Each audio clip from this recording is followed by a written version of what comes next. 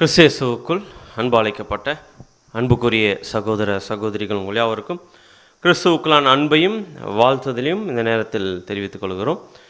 தேவன் நம்முடைய வாழ்நாட்களில் ஒரு நாளை கூட்டி கொடுத்து இந்த நாளிலும் கூட மாபெரும் சத்திய வார்த்தைகளை பேசும்படியும் கேட்கும்படியும் நம் அனைவருக்கும் கிருபை செய்திருக்கிறார். அதற்காக நம்முடைய பிதாவாகிய தேவனுக்கும் நம்முடைய ஆண்டவராகிய இயேசு கிறிஸ்துவுக்கும் நம் நன்றிகளையும் ஸ்தோத்திரத்தை நாம் எடுத்துக்கொண்டு இந்த நாளினுடைய இந்த ஒரு பாடத்துக்குள்ளே கடந்து செல்லலாம். அதுக்கு முன்பாக அடியன் லாஸ்ட் வீக் ஒசூர் போகிறதுக்கான ஒரு வாய்ப்பு கிடச்சிச்சு. ஸோ அங்கே இருக்கிற பரிசுத்தவான்கள் அனைவரும் கிறிஸ்துவுக்குள்ளான அன்பின் வாழ்த்துக்கள் உங்கள் அனைவருக்கும் தெரிவிக்க சொன்னாங்க. ஸோ அதையும் கூட உங்கள் அனைவருக்கும் தெரிவித்துக் கொள்கிறோம். ஸோ இந்த ஒரு அருமையான ஒரு முன் அறிவிப்போடு இந்த நாளினுடைய இந்த ஒரு பாடத்துக்குள்ளே நம்ம கடந்து செல்லலாம். ஸோ இன்றைக்கி நாம் பார்க்கக்கூடிய ஒரு பாடத்தின் தலைப்பு சகோதரர் சொன்ன மாதிரி என்ன தலைப்பு அப்படின்னு பார்த்தோம்னா இளைப்பாறுதல் அப்படின்னு தலைப்பின் கீழாக நம்ம என்ன பண்ண போனால் பார்க்க போகிறோம். ஸோ இது எப்படி இங்கிலீஷில் சொல்லலாம் அப்படின்னு பார்த்தீங்கன்னா சாபத் அப்படின்ற ஒரு வார்த்தையை நம்ம இங்கிலீஷில் பயன்படுத்தலாம். அப்படின்னா சாபத் அப்படின்னா இளைப்பாறுதல் அப்படின்ற ஒரு தமிழ் வார்த்தை நம்ம கொடுக்கப்படுது. அப்படி இளைப்பாறுதல் அப்படின்ற வார்த்தைக்கு இன்னொரு வார்த்தை எப்படி சொல்லலாம்? ஓய்வு. ஓய்வுன்ற வார்த்தை இங்கிலீஷில் எப்படி சொல்லலாம்?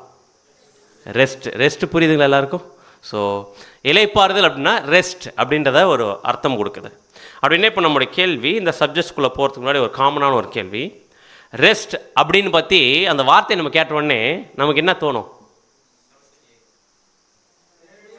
இல்லை ஜஸ்ட் காமனாக ரெஸ்ட் எடுங்க அப்படின்னு சொல்கிறாங்களா? நான் ரெஸ்ட் எடுக்க போகிறேன் அப்படின்னு அந்த வார்த்தை கேட்டோன்னு நமக்கு என்ன தோணுதுன்னு கேட்குறேன்.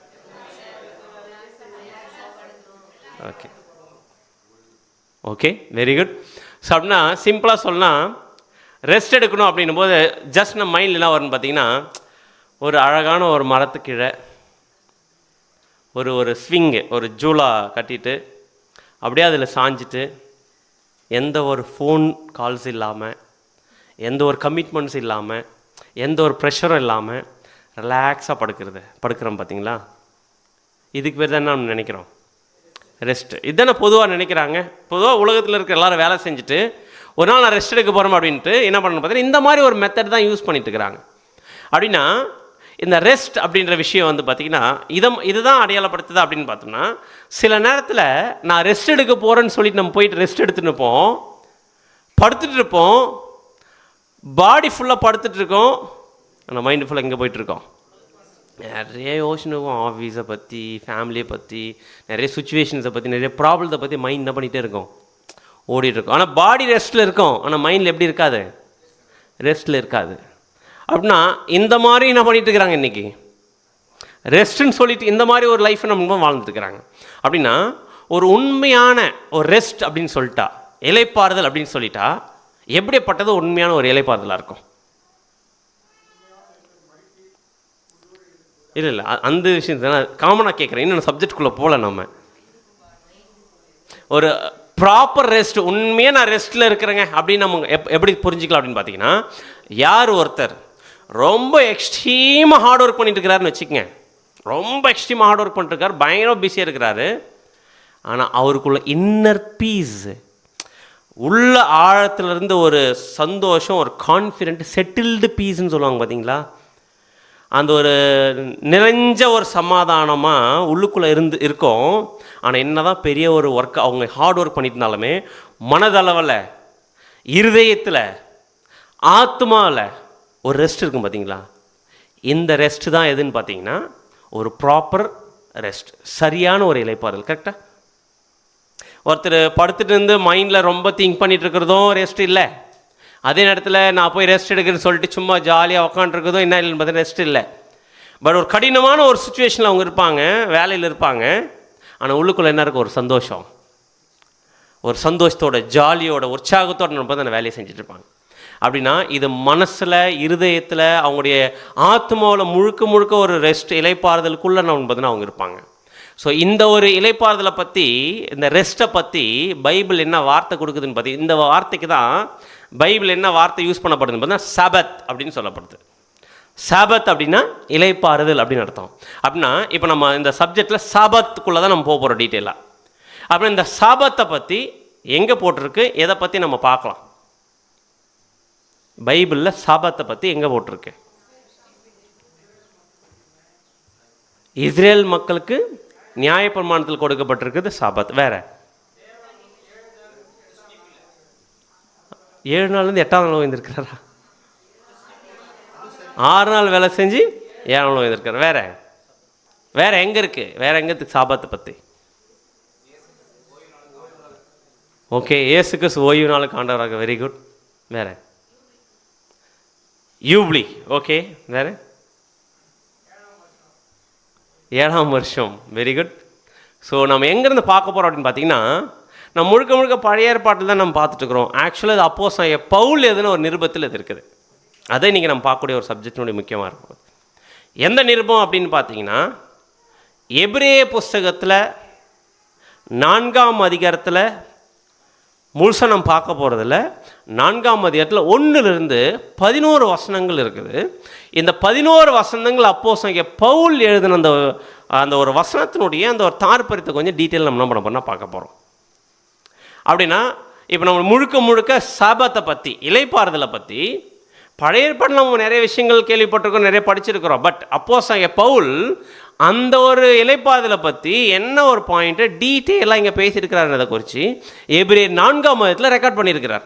அந்த 4ஆம் அதிகாரத்தில் ஃபுல் சாப்டர் நம்ம படிக்க போகிறதில்ல. அந்த 4ஆம் அதிகாரத்தில் எதை மட்டும் தான் நம்ம பார்க்க போகிறது, 1லிருந்து 11 வசனங்கள் மட்டும் தான் ஃபுல்லாக நம்ம என்ன பண்ண போகிறோம்னா கொஞ்சம் டீட்டெயில் நம்ம பார்க்க போகிறோம்.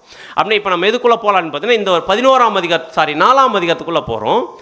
இங்கே அப்போஸ்தலன் இந்த வசனங்களை 2 விதத்தில் நம்ம பார்க்கணும். எப்படி பார்க்க போகிறோம் அப்படின்னு பார்த்தோம்னா, ஃபர்ஸ்ட் வியூ எப்படி பார்க்க போகிறோன்னு பார்த்தீங்கன்னா, அப்போஸ்தலன் பவுல் இந்த 11 வசனத்துக்கு கொடுத்த இந்த ஒரு விளக்கம் ரொம்ப கடினமான ஒரு பகுதி. இது அப்போஸ்தலன் பவுல் இது கொடுத்துருக்கிற விளக்கம். இந்த ஒரு பகுதியை அப்போஸ்தலன் பவுல் எந்த கோணத்தில் சொல்லியிருக்கிறாரோ அந்த கோணத்தில் போய் என்ன பண்ணணும் பார்த்தீங்கன்னா தெளிவாக புரிஞ்சுக்கணும். புரியுதுங்களா? லிட்ரலாக அப்போஸ்தலன் பவுல் என்ன கோணத்தில் அவர் பேசினுக்கிறாரோ அந்த கோணத்தில் போய் இந்த வசனத்தை நம்ம புரிஞ்சுக்கணும். ஃபர்ஸ்ட் விஷயம். 2வது விஷயம், அவர் சொல்லிட்டு இருக்கிற அந்த ஒரு சத்தியத்தில், அந்த மெசேஜில் நமக்கு என்ன ஆவிக்குரிய பாடம் இருக்குன்றத நம்முடைய திறந்த இருதயத்தோடு என்ன பண்ண பார்த்தீங்கன்னா அதை அப்படி என்ன பண்ணிக்கணும், ஏற்றுக்கணும். புரியுதுங்களா? இந்த 2 விஷயத்தை நம்ம பார்த்தீங்கன்னா நம்ம மைண்டில் வச்சுக்கிட்டு இந்த சப்ஜெக்டுக்குள்ளே கடந்த போகலாம். இப்போ எந்த வசனத்தை வாசிக்கலாம் அப்படின்னு பார்த்தீங்கன்னா, இப்போது இந்த ஒரு சாபத்தை பற்றி அப்போஸ்தலன் பவுல் பற்றி பேசும்போது இந்த 4ஆம் அதிகாரம் முதல் வசனத்தை ஸ்டார்ட் பண்ணுறாரு. எப்படி ஸ்டார்ட் பண்ணுறாருன்னு பார்த்தீங்கன்னா வசனம் வாசிக்கலாம். எபிரேயர் 4ஆம் அதிகாரம் 1ஆம் வசனம். எபிரேயர் 4ஆம் அதிகாரம் 1ஆம் வசனம். ஆனபடியினாலே அவருடைய இளைப்பாறுதலில் பிரவேசிப்பதற்கேதுவான வாக்குத்தத்தம் நமக்கு உண்டாயிற்று. நல்லா கவனிங்க. இங்கே அப்போஸ்தலன் பவுல் ஃபர்ஸ்ட் வாஸ் எப்படி ஸ்டார்ட் பண்ணுறாரு பார்த்தீங்கன்னா, ஆனபடினாலே அவருடைய இளைப்பாறுதலில் பிரவேசிப்பதற்கு ஏதுவான வாக்குத்தத்தம் நமக்கு உண்டாயிருக்க உங்களில் ஒருவனும் அதை அடையாமல் பின்வாங்கி போனவனாக காணப்படாதபடிக்கு பயந்திருக்க கடவுள். அப்படின்னு இங்கே அப்போஸ்தலன் பவுல் என்ன சொல்றாருன்னு பார்த்தீங்கன்னா, இங்கே தமிழில் பார்க்கும்போது உங்கள் ஒருவனும் அதை அடையாமல் பின்வாங்கி போனவனாக காணப்படாதபடிக்கு எப்படி இருங்க, பயந்திருக்க கடவோம் அப்படின்னு சொல்கிறார் இல்லைங்களா? ஆக்சுவலாக தமிழில் இந்த வார்த்தை வந்து பார்த்தீங்கன்னா லாஸ்ட்டில் வந்துருக்கு, பயந்திருக்க கடவோம்ன்ட்டு. எல்லாத்தையும் பேசி முடிச்சுட்டு நீங்கள் அடையாமல் பின்வாங்கி போனவர்களாக காணப்படாது பயந்திருக்க கடவுள்னு சொல்லிட்டு லாஸ்ட்டு போட்டிருக்கு. ஆக்சுவலாக இது இங்கிலீஷில் எங்கே வரும் அப்படின்னு பார்த்தீங்கன்னா ஃபர்ஸ்ட்லேயே வரும். எப்படி ஆரம்பிக்கிறார் அப்போஸ்தலன் பவுல் இந்த வசனத்தை, லெட் அஸ் தேர்ஃபோர் ஃபியர் அப்படின்றார். அப்படின்னா இங்கே ஃபியர்ன்ற ஒரு வார்த்தை இருக்கு இல்லைங்களா, இதை ஃபஸ்ட்டு கொடுக்குறாரு அப்போஸ்தலன் பவுல். அப்புறம் தான் மற்றதை பேசுகிறார். அப்படின்னு எடுத்தோடனே அப்போஸ்தலன் பவுல் ஏன் ஃபியர் அப்படின்ற ஒரு வார்த்தையை யூஸ் பண்ணுறார், பயந்திருக்க கடவோம் அப்படின்ற வார்த்தையை ஆரம்பத்தில் யூஸ் பண்ணுறாரு அப்படின்னு பார்த்தீங்கன்னா, இந்த ஃபியர்னு ஒரு வார்த்தை இருக்கு இல்லைங்களா, இது கிரீக் வேர்டு என்ன அப்படின்னு பார்த்தீங்கன்னா ஃபோபியோ அப்படின்ற ஒரு வார்த்தை.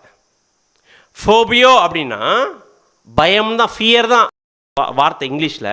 ஆனால் இதனுடைய இன்னும் டிரான்ஸ்லேஷனில் போய் பார்த்தா டு பி அலாரம்டு அப்படின்னு இருக்கு மீனிங். டு பி அலாரம்டுன்னா, அலாரம்னா அர்த்தம் எச்சரிக்கை பண்ணி. இப்போ உதாரணத்துக்கு பேங்க்லலாம் வந்து திடீர்னு அலாரம் வச்சுட்டா என்ன பண்ணுவாங்க, எல்லாரும் அமைதியாக உட்காந்துருக்குறாங்க பேங்க்கில் எல்லா ஸ்டாஃப்ஸ், திடீர்னு பார்த்து அலாரம் அடிக்குதுன்னா என்ன பண்ணுவாங்க எல்லாருமே, ஒரு மிகப்பெரிய ஒரு அலர்ட்னஸ் வரும் இல்லைங்களா? அப்படின்னா இங்கே அப்போஸ்தலன் Paul let us therefore fear பயந்திருக்க கடவும் ஸ்டார்ட் பண்ணுறாருன்னா என்ன பண்ணுறாராம் அப்போஸ்தலன் பவுலுங்க, நம்ம எல்லாருக்கும் ஒரு அர்ஜென்ட்டான ஒரு சவுண்டை, வார்னிங்கான ஒரு சவுண்டை ஸ்டார்டிங்கில் கொடுக்குறாராம். பயந்துருங்கப்பா, அலாரமாக இருக்கு, ஜாக்கிரதையா இருங்க, எச்சரிக்கையா இருங்க, வார்னிங் கொடுக்குறேன், பார்த்துக்குங்க அப்படின்னு எப்படி ஸ்டார்ட் பண்ணார்? ஸ்டார்டிங்லேயே எப்படி சொல்கிறார்? சொன்ன உடனே நமக்கு என்ன வருது? ஃபஸ்ட்டு என்ன வருதுன்னு பார்த்தீங்கன்னா, ஏன் இப்படி சொல்கிறார்? சொல்லுதா இல்லைங்களா? இப்போ உதாரணத்துக்கு நம்ம ரோட்டில் போயிட்டு இருக்கிறோம், திடீர்னு ஒருத்தனை அவன் பார்த்தீங்கன்னா, பார்த்துப்போங்க அங்கே பள்ளம் இருக்குது அப்படின்னு சொல்கிறாங்கன்னா என்ன அர்த்தம்? ஒரு வார்னிங் கொடுக்குறாங்க அர்த்தம். ஏன் அந்த வார்னிங் கொடுக்கணும்? அந்த வார்னிங் ஏன் கொடுக்குறாங்க பார்த்தீங்கன்னா, ஆல்ரெடி அந்த பள்ளத்தில் என்ன பண்ணியிருக்கணும்? யாரோ ஒருத்தர் விழுந்திருக்கணும். அப்படி விழுந்திருக்கிறதுனால அடுத்த வரவங்களுக்கு என்ன வார்னிங் கொடுக்குறாரு பார்த்தீங்கன்னா, நீங்கள் என்ன பண்ணிடாதீங்க, அதில் போயிட்டு விழுந்துடாதீங்க. ஒரு வார்னிங் தான் அதுன்னு பார்த்தீங்கன்னா முன்னாடியே கொடுக்குது. அப்போ அப்போஸ்தலன் பவுல் ஜாக்கிரதையாக இருங்கப்பா, பயத்தோடு இருங்கப்பா அப்படின்னு அலாரம் கொடுக்குறாருன்னா என்ன சொல்ல வரார்? அங்கே என்ன இருக்குது? டேஞ்சர் இருக்குது. அந்த டேஞ்சர் மட்டும் இல்லை, ஆல்ரெடி ஒருத்தர் எதுக்குள்ளே போயிட்டுருக்குறாங்க, அந்த இடத்துல டேஞ்சருக்குள்ளே போயிட்டுருக்குறாங்க. நீங்கள் அப்படி போகாதபடிக்கு நீங்கள் எப்படி இருங்க? ஜாக்கிரதையாக இருங்க, பயத்தோடு இருங்க, எச்சரிக்கையாக இருங்க அப்படின்னா. இப்போ அப்போஸ்தலன் பவுல் இந்த 4ஆம் வசனத்தில் ஃபஸ்ட்டு ஸ்டார்ட் பண்ணும்போதே ஒரு அலாரம் கொடுத்து ஸ்டார்ட் பண்ணுறாருன்னா, யாரையோ பற்றி ஒரு மிகப்பெரிய ஒரு விஷயத்தை நமக்கு புரிய வச்சு அடுத்து நமக்கு லெசன் கொடுக்குறாரு. அப்படின்னா இந்த இடத்துல ஆல்ரெடி அதான் வசனம் நம்ம பார்க்குறோம், உங்கள் ஒருவனும் அதை அடையாமல் பின்வாங்கி போனவனாக காணப்படாதபடிக்கு எப்படி இருங்க? பயந்துருங்க. அப்படின்னா ஆல்ரெடி யாரோ என்ன பண்ணியிருக்கிறாங்க பார்த்தீங்கன்னா, அது தேவனுடைய இளைப்பாறுதலை பிரவேசிக்காமல் என்ன பண்ணியிருக்கிறாங்க? போயிருக்கிறாங்க. அந்த மாதிரி நீ என்ன பண்ணிடாதீங்க, போயிடாதீங்கன்றார். அப்படின்னா யார் தேவனுடைய இளைப்பாறுதலில் முன்னாடி போகாமல் போனது? ஏன் அப்படின்னு பார்த்தீங்க, யார்? மாம்சீக இஸ்ரவேல் ஜனங்கள். ஏன் அப்படின்னு பார்த்தீங்கன்னா, இந்த 4ஆம் அதிகாரம் முதல் வசனம் ஸ்டார்ட் பண்ணா இதனுடைய முன்னாடி சாப்டர், எத்தனாவது சாப்டர்? 3ஆம் அதிகாரம். 3ஆம் அதிகாரத்தில் நம்ம பார்த்தா யாரை பற்றி அதிகமாக பேசின்னு வருவார்னு பார்த்தீங்கன்னா, மாம்சீக இஸ்ரவேல் ஜனங்களை பற்றி பேசுகிறார். மாம்சீக இஸ்ரவேல் ஜனங்களை யார்? அப்போஸ்தலன் பவுல் அங்கே பேசி நிற்கிறது மாம்சீக இஸ்ரவேல் ஜனங்களை பற்றி பேசுகிறாருன்னா யார் அந்த மாம்சீக இஸ்ரவேல் ஜனங்கள்? யூதர்கள் அப்படின்னு சொல்கிறதில்ல. எப்போ இருந்த யூதர்கள்?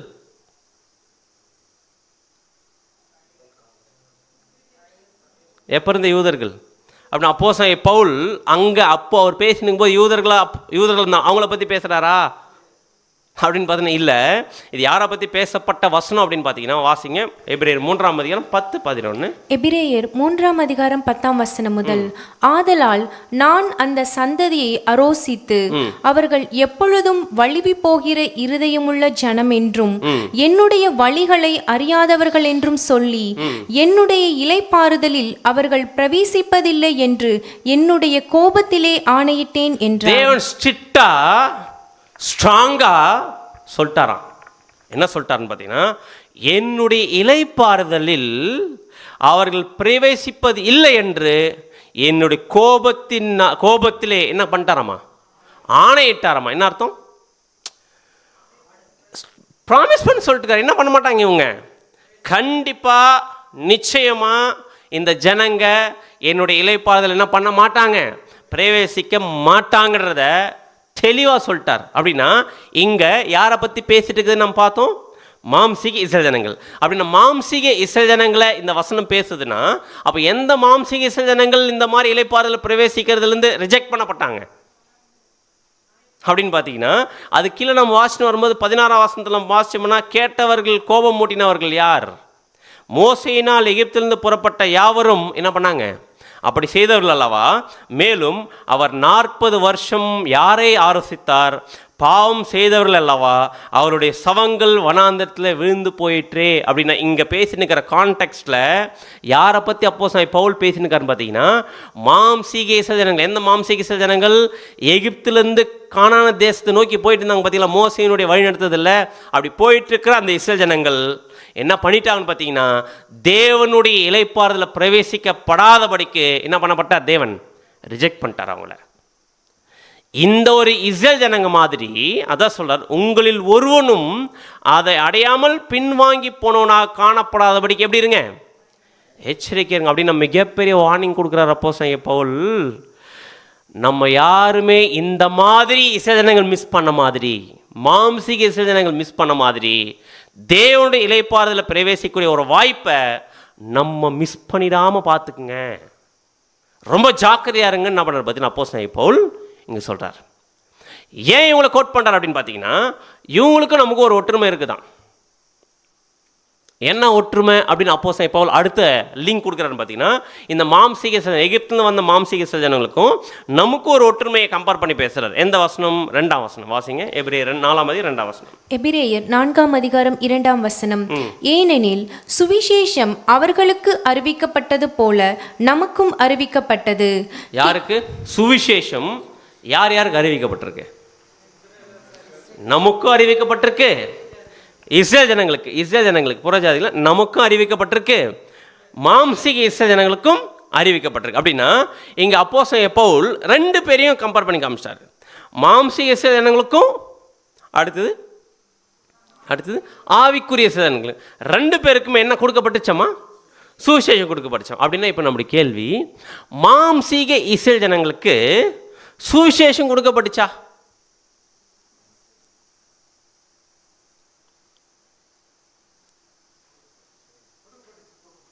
கொடுக்கப்பட்டுச்சு.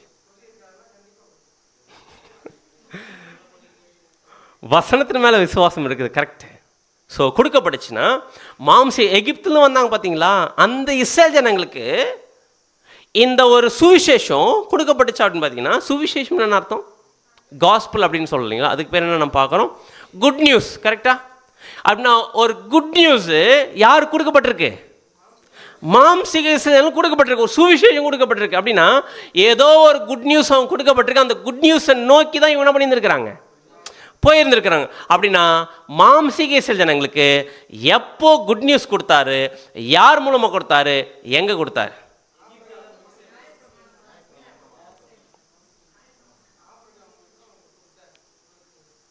இந்த பக்கம் மோசேன்றாங்க, இந்த பக்கம் ஆபிரகாம்.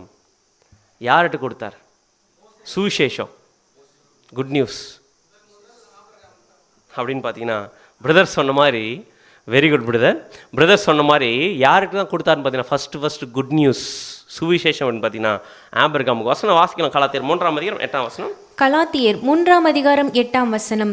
மேலும் தேவன் விசுவாசத்தினாலே புறஜாதிகளை நீதிமான்கள் ஆக்குகிறார் என்று வேதம் முன்னாக கண்டு உனக்குள் சகல ஜாதிகளும் ஆசீர்வதிக்கப்படும் என்று ஆபிரகாமுக்கு சுவிசேஷமாய் முன்னறிவித்தது. ஆபிரகாமுக்கு என்ன கொடுத்துட்டாராமா? சுவிசேஷம் சொல்லிட்டாராமா. என்ன சுவிசேஷம் சொல்லிட்டாருன்னு பார்த்தீங்கன்னா, உனக்குள் சகல ஜாதிகளும் என்ன பண்ணப்படும்? ஆசீர்வதிக்கப்படும் என்று ஆபிரகாமுக்கிட்ட சுவிசேஷமாக கொடுத்தார். அப்படின்னா ஆபிரகாமுக்கிட்ட சுவிசேஷமாக கொடுத்தார் இல்லையா? என்ன சுவிசேஷம் ஆபிரகாம் கொடுத்தாரு? குட் நியூஸ் கொடுத்தார்ல. ஆபிரகாமுக்கு என்ன குட் நியூஸ் கொடுத்தாருங்க? உன்னுடைய சகல ஜாதிகளும் என்ன பண்ணப்படும்? ஆசீர்வதிக்கப்படும். அப்படின்னா இந்த ஒரு குட் நியூஸு ஆபிரகாமுக்கு எது அப்படின்னு பார்த்தீங்கன்னா, ஆபிரகாமுக்கு கொடுத்த காவனன்ட். தேவன் கொடுத்தார் பார்த்தீங்களா, ஆபிரகாமுக்கு உடன்படிக்கை போட்டார் பார்த்தீங்களா. இந்த உடன்படிக்கை என்ன அப்படின்னு பார்த்தீங்கன்னா ஆபிரகாமுக்கு குட் நியூஸ். ஆபிரகாம் மட்டும் இல்லை, ஆபிரகாமுடைய சந்ததியில் வர எல்லாருக்கும் குட் நியூஸ் எதுன்னு பார்த்தீங்கன்னா ஆபிரகாமுடைய உடன்படிக்கை. அந்த உடன்படிக்கைக்குள்ளற எதுதான் நிறைஞ்சிருக்கு அப்படின்னு பார்த்தீங்கன்னா முழுக்க குட் நியூஸ் தான் நிறைஞ்சிருக்குது. ஏதாவது பேட் நியூஸ் இருக்குதா ஆபிரகாம் கொடுத்த அந்த ஒரு வாக்குத்தத்தத்தில்? இல்லை, எல்லாமே குட் நியூஸ் தான். இந்த குட் நியூஸில், ஆபிரகாம் கொடுத்த இந்த குட் நியூஸில் எதெல்லாம் குட் நியூஸ் நம்ம சொல்லலாம்? அதுக்கு முன்னாடி ஆபிரகாம் கிட்ட கொடுத்த குட் நியூஸ், அதுக்கு முன்னாடி ஆக்சுவலாக ஆபிரகாம் கூப்பிட்றாரு இல்லைங்களா? கூப்பிடும்போது ஒரு குட் நியூஸ் சொல்லி தானே கூப்பிட்றாரு. Very good. என்ன கொடுக்குறேன்னு சொன்னாருங்க? கானான் தேசம் உங்களுக்கு கொடுக்குறேன்னு சொன்னார் இல்லைங்களா? அது என்னதுங்க அவங்களுக்கு? ஒரு மிகப்பெரிய குட் நியூஸாக இல்லையா? அந்த ப்ராமிஸை நோக்கி தானே போகிறாங்க. ஆபிரகாமும் சரி, ஆபிரகாம், ஈசாக்கு, யாக்கோபு, அவங்க பிள்ளைகள் எல்லாம் எதை நோக்கி தான் போயிட்டு இருக்கிறாங்க? கானான் தேசத்தை நோக்கி தான் போகிறாங்க. அதான் வசனம், அதான் பாயிண்ட். வாசிக்கலாம் பாருங்க. ஆபிரகாமிய உடன்படிக்கையின் ஒரு பகுதியாக மாம்சீக இஸ்ரேலருக்கு கிடைத்த நன்மைகளில் ஒன்றானது வாக்களிக்கப்பட்ட தேசத்தை பெற்றுக்கொள்வதாகும். கரெக்டா? ஆபிரகாம் கொடுத்த அந்த உடன்படிக்கையில் ஒரு பகுதி மாம்சீக ஜனங்களுக்கு கிடைக்கக்கூடிய நன்மையில் ஒன்று எதுன்னு பார்த்தீங்கன்னா, அவங்களுக்கு எதை கொடுக்க போகிறார் தேவன்? வாக்களிக்கப்பட்ட தேசம். ஆபிரகாம் மட்டும் இல்லை, அவங்களோட சந்ததிக்கு கிடைக்கின்றதான ப்ராமிஸு. அப்படின்னா இந்த ஒரு வாக்குத்தத்தம் குட் நியூஸா இல்லையா உங்களுக்கு? அந்த ஒரு கானான் தேசம் அவங்களுக்கு கிடைக்கிறது. அடுத்தது அது மட்டும் குட் நியூஸ் அப்படின்னு பார்த்தீங்கன்னா, லேண்ட் கொடுக்குறது மட்டும் குட் நியூஸ் இல்லை. அடுத்து எது குட் நியூஸ் பார்த்தீங்கன்னா, வாசிங்க. தேவன் அவர்களுக்கு அந்த தேசத்தை மாத்திரம் கொடுப்பதாக வாக்குத்தத்தம் செய்யவில்லை, மேலும் அவர்களுக்கு தங்கள் தேசத்தில் இளைப்பாறுதல் அளிப்பதாகவும் வாக்குத்தத்தம் அடுத்து செய்துள்ளார். பெரிய குட் நியூஸ் என்னன்னு பார்த்தீங்கன்னா, உங்களுக்கு லேண்ட் மட்டும் கொடுக்கல, அந்த லேண்டில் என்ன கொடுக்குற உங்களுக்கு ஒரு மிகப்பெரிய ரெஸ்ட்டு, ஒரு இளைப்பாறுதல், ஒரு சாபத்தை என்ன பண்ணுற உங்களுக்கு கொடுக்குறேன்னு சொன்னார். அப்படிலாம் ஆபிரகாம் கொடுத்த ப்ராமிஸில் லேண்டும் குட் நியூஸு, அந்த லேண்டுக்குள்ளே நீங்கள் போய் எப்படி இருக்க போகிறீங்கன்ற ப்ராமிஸும் கொடுத்துருக்காரு. பார்த்தீங்கன்னா ஒரு இளைப்பாறுதலோடு இருக்க போகிறீங்கன்ற ப்ராமிஸும் கொடுத்துருக்கிறார். கரெக்டுங்களா? அப்படின்னா இந்த ஒரு ப்ராமிஸ் ஆபிரகாம் கொடுத்தது, அதுக்கப்புறமா இஸ்ரேல் ஜனங்கள் எகிப்திலிருந்து மோசேன் வழியாக வரும்போது இதை மறுபடியும் சொல்லியிருக்கிறாரா தேவன் இஸ்ரேல் ஜனங்களுக்கு? இந்த லேண்டை நான் கண்டிப்பாக உங்களுக்கு கொடுப்பேன், இந்த லேண்டில் நீங்கள் போய் இளைப்பாறுதலோடு இருப்பீங்கன்றத ப்ராமிஸை தேவன் இஸ்ரேல் ஜனங்களுக்கு கொடுத்தாரா இல்லையா? மாம்சீக ஜனங்களுக்கு எகிப்திலிருந்து வெளியே வரும்போது கொடுத்தாரு. எங்கே அப்படின்னு பார்த்தீங்கன்னா, வசனம் வாசிக்கலாம் பாருங்கள். யாத்திராகமம் 33:14 வசனம். யாத்திராகமம் 33:14 அதற்கு அவர், என் சமூகம் உனக்கு முன்பாக செல்லும், நான் உனக்கு இளைப்பாறுதல் தருவேன் என்றார். ஸோ அப்படின்னா தேவன் தெளிவாக சொல்கிறேன், என் சமூகம் உனக்கு முன்பாக செல்லும், நான் உனக்கு என்ன கொடுப்பேன்? இளைப்பாறுதல் கொடுப்புன்னு சொல்லிட்டார். அது மட்டும் சொன்னாரா? அடுத்தது உபாகமம் 1:8 உபாகமம் 1:8 இதோ இந்த தேசத்தை உங்களுக்கு முன்பாக வைத்தேன், நீங்கள் போய் கர்த்தர் உங்கள் பிதாக்களாகிய ஆபிரகாமுக்கும் ஈசாக்குக்கும் யாக்கோபுக்கும் அவர்களுக்கு பின்வரும் அவர்கள் சந்ததிக்கும் ஆணையிட்டு கொடுத்த அந்த தேசத்தை சுதந்தரித்துக் கொள்ளுங்கள் என்றார். அப்படின்னா இங்க இன்னும் அந்த ப்ராமிஸை உறுதிப்படுத்துறாரு. கண்டிப்பாக ஆபிரகாமுக்கு ஈசாக்குக்கு யாக்கோபுக்கு வாக்குத்தத்தம் பண்ணினேன், அந்த தேசத்தை யாருக்கு சுதந்திரமாக கொடுப்பேன்? உங்களுக்கு சுதந்திரமாக கொடுப்பேன். அது எப்படி பெற்றுக்கொள்வீங்க பார்த்தீங்கன்னா, அங்கே போய் எப்படி இருப்பீங்க? இளைப்பாறுதலோடு இருப்பீங்கன்ற விஷயத்த தேவன் கொடுத்தார் இல்லைங்களா? இப்போ இந்த ஒரு வாக்குத்தத்தத்தை நோக்கி இஸ்ரேல் ஜனங்கள் எகிப்திலிருந்து கிளம்புனாங்களா? அந்த லேண்டை பார்த்து கானான் தேசத்தை நோக்கி போனாங்களா? போனாங்க. அந்த கானான் தேசத்தில் இளைப்பாறுதல் இருக்குன்னு தேவன் சொல்லியிருக்கிறாருன்னா என்ன பண்ணுவார் தேவன்? லேண்டும் கொடுப்பாரு, இளைப்பாறுதலும் கொடுப்பாரு. இப்போ அவங்க அதை நோக்கி போன அவங்க ஆன் த வேலை அவங்களுக்கு எதிரிகளே இல்லையா? அந்த தேசத்தில் எதிரிகளே இல்லையா? அந்த தேசம் எம்டியாக இருந்துச்சா? அந்த கானான் தேசம் ஃப்ரீயாக இருந்துச்சா? இவங்க போய் ஈஸியாக போய் ஆக்குபை பண்ணுறது இல்லை. நிறைய எதிரிகள் இருந்தாங்க, நிறைய ஆப்போசிஷன் இருந்துச்சு, நிறைய எதிர்ப்புகள் இருந்துச்சு. ஆனால் அது எல்லாம் இருந்துட்டாலுமே தேவன் என்ன ப்ராமிஸ் கொடுத்துட்டாருன்னு பார்த்தீங்கன்னா, எதிரிகள் அநேக பிரச்சனைகள் இருந்துட்டா கூட உங்களுக்கு ப்ராமிஸ் பண்ண லேண்ட் கண்டிப்பாக என்ன பண்ண உங்களுக்கு கொடுப்பேன். அந்த ப்ராமிஸ் பண்ண லேண்டில் நீங்கள் கண்டிப்பாக என்ன ஆகிறதுக்கு வாய்ப்பு இருக்குது? இளைப்பாறுதல் பெற்றுக்கொள்றதுக்கு வாய்ப்பு இருக்குது. தேவனாங்க அந்த மாதிரி ஒரு சூழ்நிலையிலேயே எனிமிகள் இருக்காங்கன்னா பரவாயில்ல, அதை பற்றி நீங்கள் என்ன பண்ண வேண்டாம், கவலைப்பட வேண்டாம். நீங்கள் என்னை நம்புங்க, என்னை பிலீவ் பண்ணுங்க, கண்டிப்பாக உங்களை என்ன பண்ணுவாங்க? போயிட்டு விளைப்பார வெப்பன்னு வாக்குத்தத்தை சொல்லி கூட்டின்னு போனார்ல. கூப்பிட்டு போகும்போது அவங்க அந்த வாக்குத்தத்தையும் தேவனையும் விசுவாசிச்சாங்களா? இல்லை, விசுவாசிக்கல. அதுதான் அப்போஸ்தலன் பவுல் 2 சொல்கிறாரு. வாசிக்கலாம் பாருங்கள். எபிரேயர் 4:2 எபிரேயர் 4:2 ஏனெனில் சுவிசேஷம் அவர்களுக்கு அறிவிக்கப்பட்டது போல நமக்கும் அறிவிக்கப்பட்டது. கேட்டவர்கள் விசுவாசம் இல்லாமல் கேட்டபடியினால் அவர்கள் கேட்ட வசனம் அவர்களுக்கு பிரயோஜனப்படவில்லை. ஆபிரகாம் கிட்ட கொடுத்த அந்த குட் நியூஸை இவங்களுக்கு கொடுத்தா கூட இவங்க பண்ணல. அவர்கள் கேட்ட வசனம் அவர்களுக்குள் என்ன பண்ணல? பிரயோஜனம் இல்லை, யூஸ்ஃபுல்லாக இல்லை, யூஸ்லெஸ் ஆயிடுச்சு. வனாந்தரத்தில் போகும்போதே அவங்க தேவன் மேலே விசுவாசம் வைக்காம, தேவன் கொடுத்த அந்த வாக்குத்தத்தின் மேலே விசுவாசம் வைக்காம, விசுவாசம் இல்லாமல் போனதுனால வனாந்தரத்தில் என்ன பண்ணிட்டாரு? செத்தாங்களா இல்லையா? கொத்தா செத்தாங்களா இல்லையா? கொத்தா செத்தாங்க. அந்த வாக்குத்தத்தை பண்ணப்பட்ட அந்த கானான் தேசத்தில் போய் செட்டில் ஆகிறதுக்கான ஒரு வாய்ப்பு எகிப்திலிருந்து வந்த இஸ்ரேல் ஜனங்களுக்கு என்ன பண்ணணும் பார்த்தீங்கன்னா கிடைக்கல. 40 வருஷம் வனாந்தரத்தில் அடிச்சிட்டார். ஏன்? ஒரே சிம்பிளான விஷயம், அவங்க தேவன் மேலே விசுவாசம் வைக்கல, தேவன் சொன்ன வாக்குத்தத்தின் மேலே விசுவாசம் வைக்கல. அப்படி வைக்காதனால அவங்களுக்கு என்ன கிடைக்கல? கானான் தேசமும் கிடைக்கல. கானான் தேசம் மட்டும் இல்லை, எது கிடைக்கல? சப்ஜெக்டினுடைய மெயின் கோர். அவங்களுக்கு தேவன் கொடுக்கக்கூடிய இளைப்பாறுதல்லாம் பண்ணல, கிடைக்கல. அப்படின்னா இது யார் மிஸ் பண்ணிட்டாங்க? ஆபிரகாம் கொடுத்த அந்த குட் நியூஸ்னுடைய அந்த பிளஸ்ஸிங்ஸை மாம்சீக இஸ்ரவேல் ஜனங்கள் இழந்துட்டாங்க. இப்போ அடுத்தது அப்போஸ்தலன் பவுல் இதை தான் சொல்கிறார், பார்த்துங்கப்பா, ஜாக்கிரதையா இருங்க. அவங்க எப்படி மிஸ் பண்ணிட்டாங்களோ அந்த மாதிரி நம்ம என்ன பண்ணிடக்கூடாது, மிஸ் பண்ணிடலாம் சொல்லிட்டு அடுத்த வசனம் ஆரம்பிக்கிறார். எப்படி ஆரம்பிக்கிறாருன்னு பார்த்தீங்கன்னா, இவர் 4ஆம் அதிகாரம் 3ஆம் வசனம். எபிரேயர் 4ஆம் அதிகாரம் 3ஆம் வசனம். விசுவாசித்தவர்களாகிய நாமோ அந்த இளைப்பாறுதலில் பிரவேசிக்கிறோம். அவருடைய கிரியைகள் உலக தோற்றம் முதல் முடிந்திருந்தும் இவர்கள் என்னுடைய இளைப்பாறுதலில் பிரவேசிப்பதில்லை என்று என்னுடைய கோபத்திலே ஆணையிட்டேன் என்றார். அப்படின்னா அவங்க பிரவேசிக்கல, ஏன்? விசுவாசிக்கல. இப்போ அடுத்து யார்கிட்ட வந்துட்டார் அப்போஸ்தலன் பவுல்? நம்மகிட்ட வந்தார். நம்மகிட்ட என்ன சொல்லும் போதுன்னா, விசுவாசித்தவர்களாகிய நாமோ அந்த இளைப்பாறுதல் என்ன பண்ணப்பட்டிருக்கிறோம், பிரவேசிச்சுக்கிறோம். எந்த இளைப்பாறுதல், எந்த குட் நியூஸ்ல உள்ள நுழைஞ்சிருக்கிறோம்?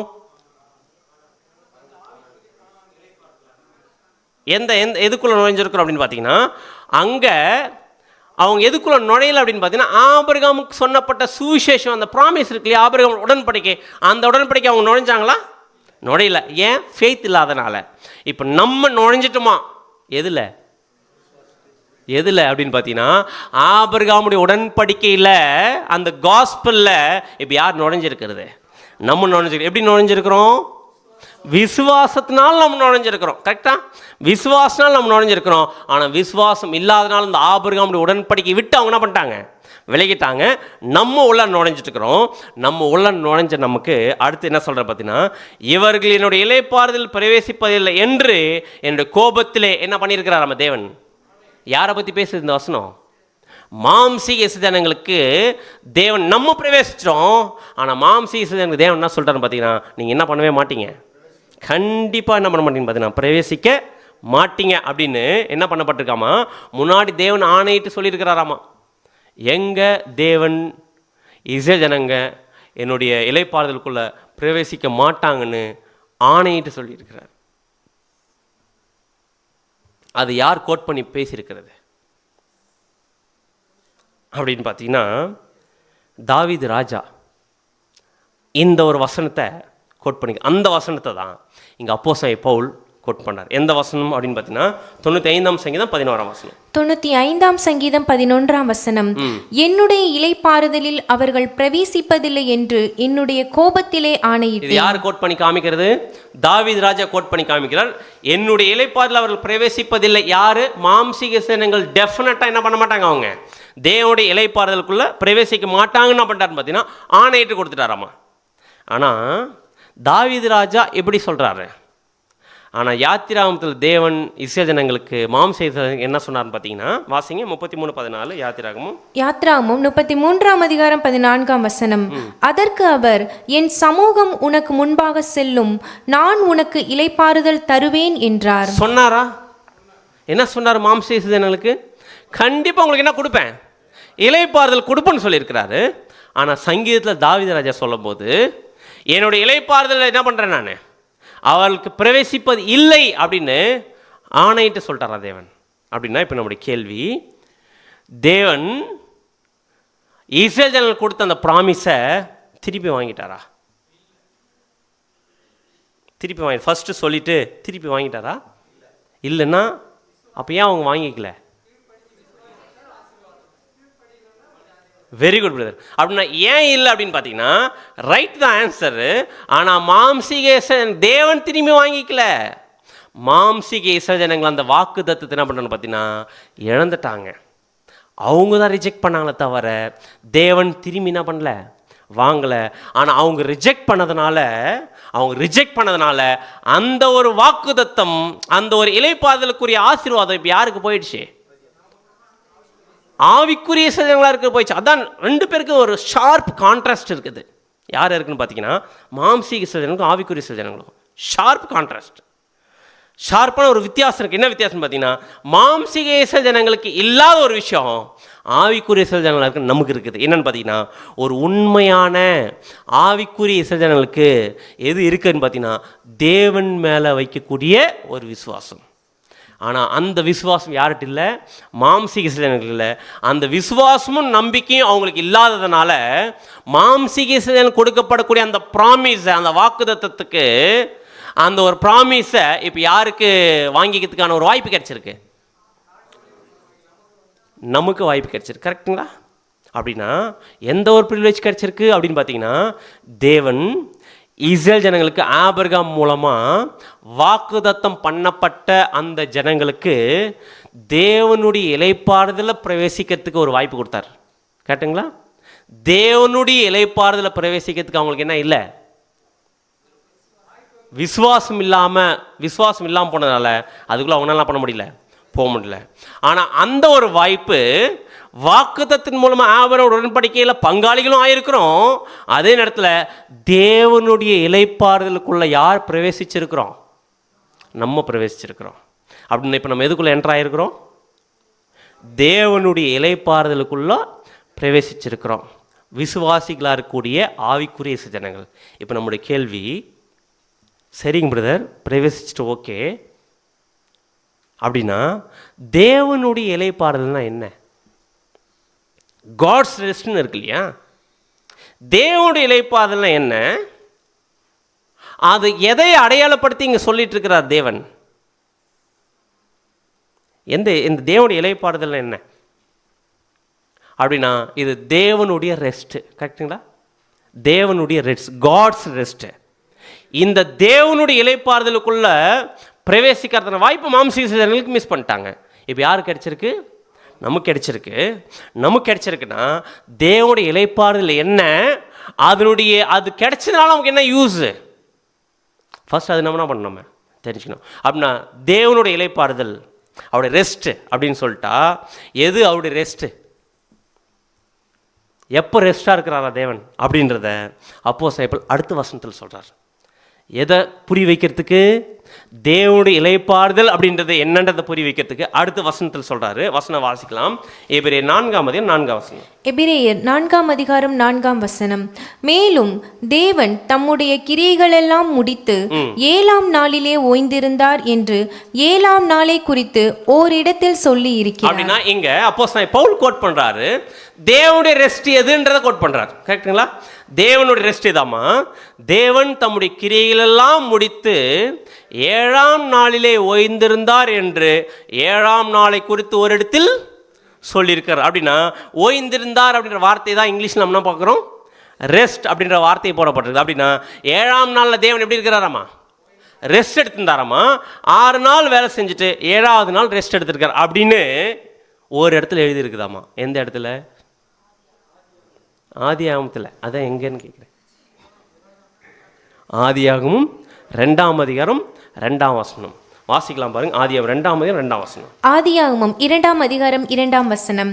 தேவன் தான் செய்த தம்முடைய கிரியையை 7ஆம் நாளிலே நிறைவேற்றி தாம் உண்டாக்கின தம்முடைய கிரியைகளெல்லாம் முடித்த பின்பு 7ஆம் நாளிலே ஓய்ந்திருந்தார். நல்லா கவனிங்க இந்த வசனம். இதுதான் ரொம்ப முக்கியமான விஷயம். தேவன் ரெஸ்ட் எடுக்கிறாராமா. எப்போ ரெஸ்ட் எடுக்கிறார்? தாம் உண்டாக்கின தம்முடைய கிரியைகளெல்லாம் முடித்த பின்பு 7ஆம் நாளில் என்ன பண்ணியிருக்கிறாராமா? தேவன் ஓய்ந்திருக்கிறாராமா, ரெஸ்ட் எடுக்கிறாராமா. அப்படின்னா அந்த 7ஆம் நாளில் தேவன் ரெஸ்ட் எடுக்கிறார் இல்லையா, அது எந்த நாளை அடையாளப்படுத்தி பேசிட்டு இருக்குது இந்த வசனம்? 6 நாள் கிரியேஷன் பண்ணிட்டு 7ஆவது நாள் ஓய்ந்திருக்கிறாருன்னு சொல்கிறா இல்லைங்களா? 7ஆவது நாள் ரெஸ்ட் எடுக்கிறாரு. ரெஸ்ட் எடுக்கக்கூடிய அந்த நாள் படைப்பின் வாரத்தில் எத்தனாவது நாள்? 7ஆவது நாள். 7ஆவது நாள் தான் என்னன்னு பார்த்தீங்கன்னா தேவன் ஓய்ந்திருக்கிற காலப்பகுதி. கரெக்டுங்களா? அதுக்கு 6 நாள் வரைக்கும் என்ன பண்ணியிருக்கிறார்? அவர் வேலை கிரியை செஞ்சுருக்கிறார்.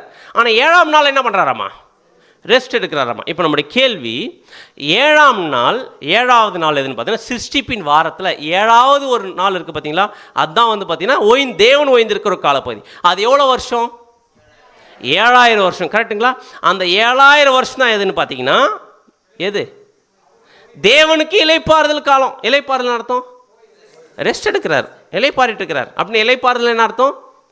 நம்ம பார்த்தோம். மைண்டில், இருதயத்தில், அது எல்லாத்துலேயும் ஃபுல் ரெஸ்ட். கரெக்டுங்களா? அது எப்போ தேவன் எடுக்கிறாராமா? 7ஆம் நாள். எத்தனாயிரம் வருஷம்? 7000 வருஷம். அப்படின்னா இந்த 7000 வருஷம் 7வது நாள் தேவன் ஓய்ந்திருக்க இளைப்பாறிட்டு இருக்கிறான்னு பார்த்தீங்கன்னா, அப்படின்னு இந்த 7வது நாள் நல்லா கவனிங்க, இந்த 7வது நாள் எப்போ ஸ்டார்ட் ஆகுது? 6 நாள் முடிஞ்சு 7வது நாள் ஸ்டார்ட் ஆகுதுன்னு சொல்லிட வேண்டாம். 6வது நாள் எப்போ முடிஞ்சு எப்போ 7வது நாள் ஸ்டார்ட் ஆகுது? ஆதாம் எப்போ பாவம் செய்ய ஆரம்பிச்சாரோ அதில் எது ஸ்டார்ட் ஆகுது? 7வது நாள் ஸ்டார்ட் ஆகுது. கரெக்டுங்களா? அப்படி 7ஆம் நாள் ஸ்டார்ட் ஆகும்போது 7வது நாள் ஸ்டார்ட் ஆகும்போது சில விஷயம் நம்ம பார்க்கலாம். இந்த 7வது நாளுக்குள்ளர ஆரம்பிக்கும் போதே எப்படி ஆரம்பிக்குதுன்னு பார்த்தீங்கன்னா, 7வது நாள் லூசிஃபர் என்னவா மாறுறாரு? எதிரியா மாறுறாரு. யாருக்கு எதிரி? தேவனுக்கு எதிரியா மாறுறாரு. அவர் எதிரியா மாறுறதுக்கு அப்படி அடிச்சது பார்த்தா, தேவனுடைய சாயலாய் படைக்கப்பட்ட மனுஷன் இப்போ யாருக்கு ஆப்போசிட்டாக பண்ணுறாரு? தேவனுக்கு ஆப்போசிட்டாக பண்ணுறாரு. என்ன ஸ்டார்ட் ஆகுது 7வது நாளுக்குள்ளார? சமாதானம் இருக்குதா? ப்ராப்ளம் ஸ்டார்ட் ஆகுதான்னு கேட்குறேன். 7வது நாள் ஆரம்பிக்கும் போது பெரிய ட்ராஜடியோடு ஆரம்பிக்குது. கரெக்டுங்களா? ப்ராப்ளத்தோடு ஆரம்பிக்குது. சாத்தான் லூசிஃபர் விழுறாரு மேட்டிமை சிந்தையில். அவர் விழுந்தது மட்டும் இல்லை, அப்படியே தேவனால் படைக்கப்பட்ட, அதாவது தேவனுடைய சாயலாய் படைக்கப்பட்ட மனுஷன் என்ன பண்ணுறாரு பார்த்தீங்கன்னா, ஒரு மிகப்பெரிய ஒரு தப்புக்குள்ளே, பாவத்துக்குள்ளே, மரணத்துக்குள்ளே வழி நடத்துகிறாரு. அவர் மட்டும் அப்படியே விழுந்தது மட்டும் இல்லாமல் அடுத்தது தேவதூதர்கள் வந்தாங்க இல்லைங்களா, அவங்க தேவனுக்கு பிடிக்காத ஒரு விஷயத்தை செஞ்சு தேவன் ஒரு விரும்பாத ஒரு சந்ததி என்ன பண்ண ஆரம்பிச்சிட்டாங்க? ராட்சச சந்ததி வர ஆரம்பிச்சிச்சு. கரெக்டுங்களா? அதோடு நினைச்சான்னு பார்த்தீங்கன்னா இல்லை, ராட்சச சந்ததி வந்ததுக்கு அப்புறமா அடுத்து போக ஜென்ரேஷன் பெருக எது அதிகமாக ஆரம்பிக்குது? பாவம் அதிகமாக ஆரம்பிக்குது. சாத்தானுடைய ஆதிக்கம் அதிகமாயிட்டு எக்ஸ்ட்ரீமா பாவத்தை நோக்கி, மோசமான மரணத்தை நோக்கி போயிட்டு இருக்கிறாங்க உலக ஜனங்க. அதே நேரத்தில் இஸ்ரேல் ஜனங்களை தேவன் தெரிந்து கொண்டாலும் அந்த இஸ்ரேல் ஜனங்கள் என்ன பண்ணிட்டாங்க பார்த்தீங்கன்னா, தேவனுக்கு விரோதமாக பாவம் செஞ்சுட்டு விக்கிரங்களை வணங்கிட்டு ஆரம்பிச்சிட்டாங்க. அப்படியே அந்த 7வது நாள் ஆரம்பிச்சதுலேருந்து சமாதானமாக இருக்குதா? ப்ராப்ளம்ஸ் அதிகமாயிட்டே இருக்குதா? ப்ராப்ளம்ஸ் அதிகமாயிட்டே இருக்குது. எக்கச்சக்கமான ப்ராப்ளம்ஸ் போயிட்டே இருக்குது. இன்னி வரைக்கும் போயிட்டு இருக்குதா இல்லையா? எந்த பீக்கில் போயிடுது ப்ராப்ளம்? உச்சகட்டத்துக்கு போயிட்டு இருக்குது. அப்படிங்களா? தேவனுடைய பிளான்ல ப்ராப்ளம் நிறைஞ்ச ஒரு காலப்பகுதி எதுன்னு பார்த்தீங்கன்னா, எந்த நாள்னு பார்த்தீங்கன்னா 7th டே. கரெக்டுங்களா? இவ்வளோ ப்ராப்ளம் நிறைஞ்ச இந்த நாளில் தேவன் எப்படி இருக்கிறாராமா? ரெஸ்ட் எடுத்துட்டு இருக்கிறாராமா? பிரதர், 6 நாளைக்கு முன்னாடி வரைக்கும் ஏதாச்சும் ப்ராப்ளம் இருந்துச்சா? தேவன் ஃபஸ்ட்டு லோகோஸ்லாம் படைக்கிறார் இல்லைங்களா, அந்த சிருஷ்டிப்பின் வாரத்தில் 6 நாள் வரைக்கும், அதுக்கு முன்னாடி இந்த கிரியேஷன்ஸ் இருக்கும். அப்படின்னா இந்த ஒரு 6 நாள் இந்த ஒரு படைப்பின் வாரம் வரைக்கும் எதனா ப்ராப்ளம் இருந்துச்சா? இது வரைக்கும் அந்த ப்ராப்ளம் இல்லை. ப்ராப்ளம் ஸ்டார்ட் ஆகுது 7வது நாள் தான். இது வரைக்கும் ரெஸ்ட் எடுத்துகிட்டு இருக்கலாம்.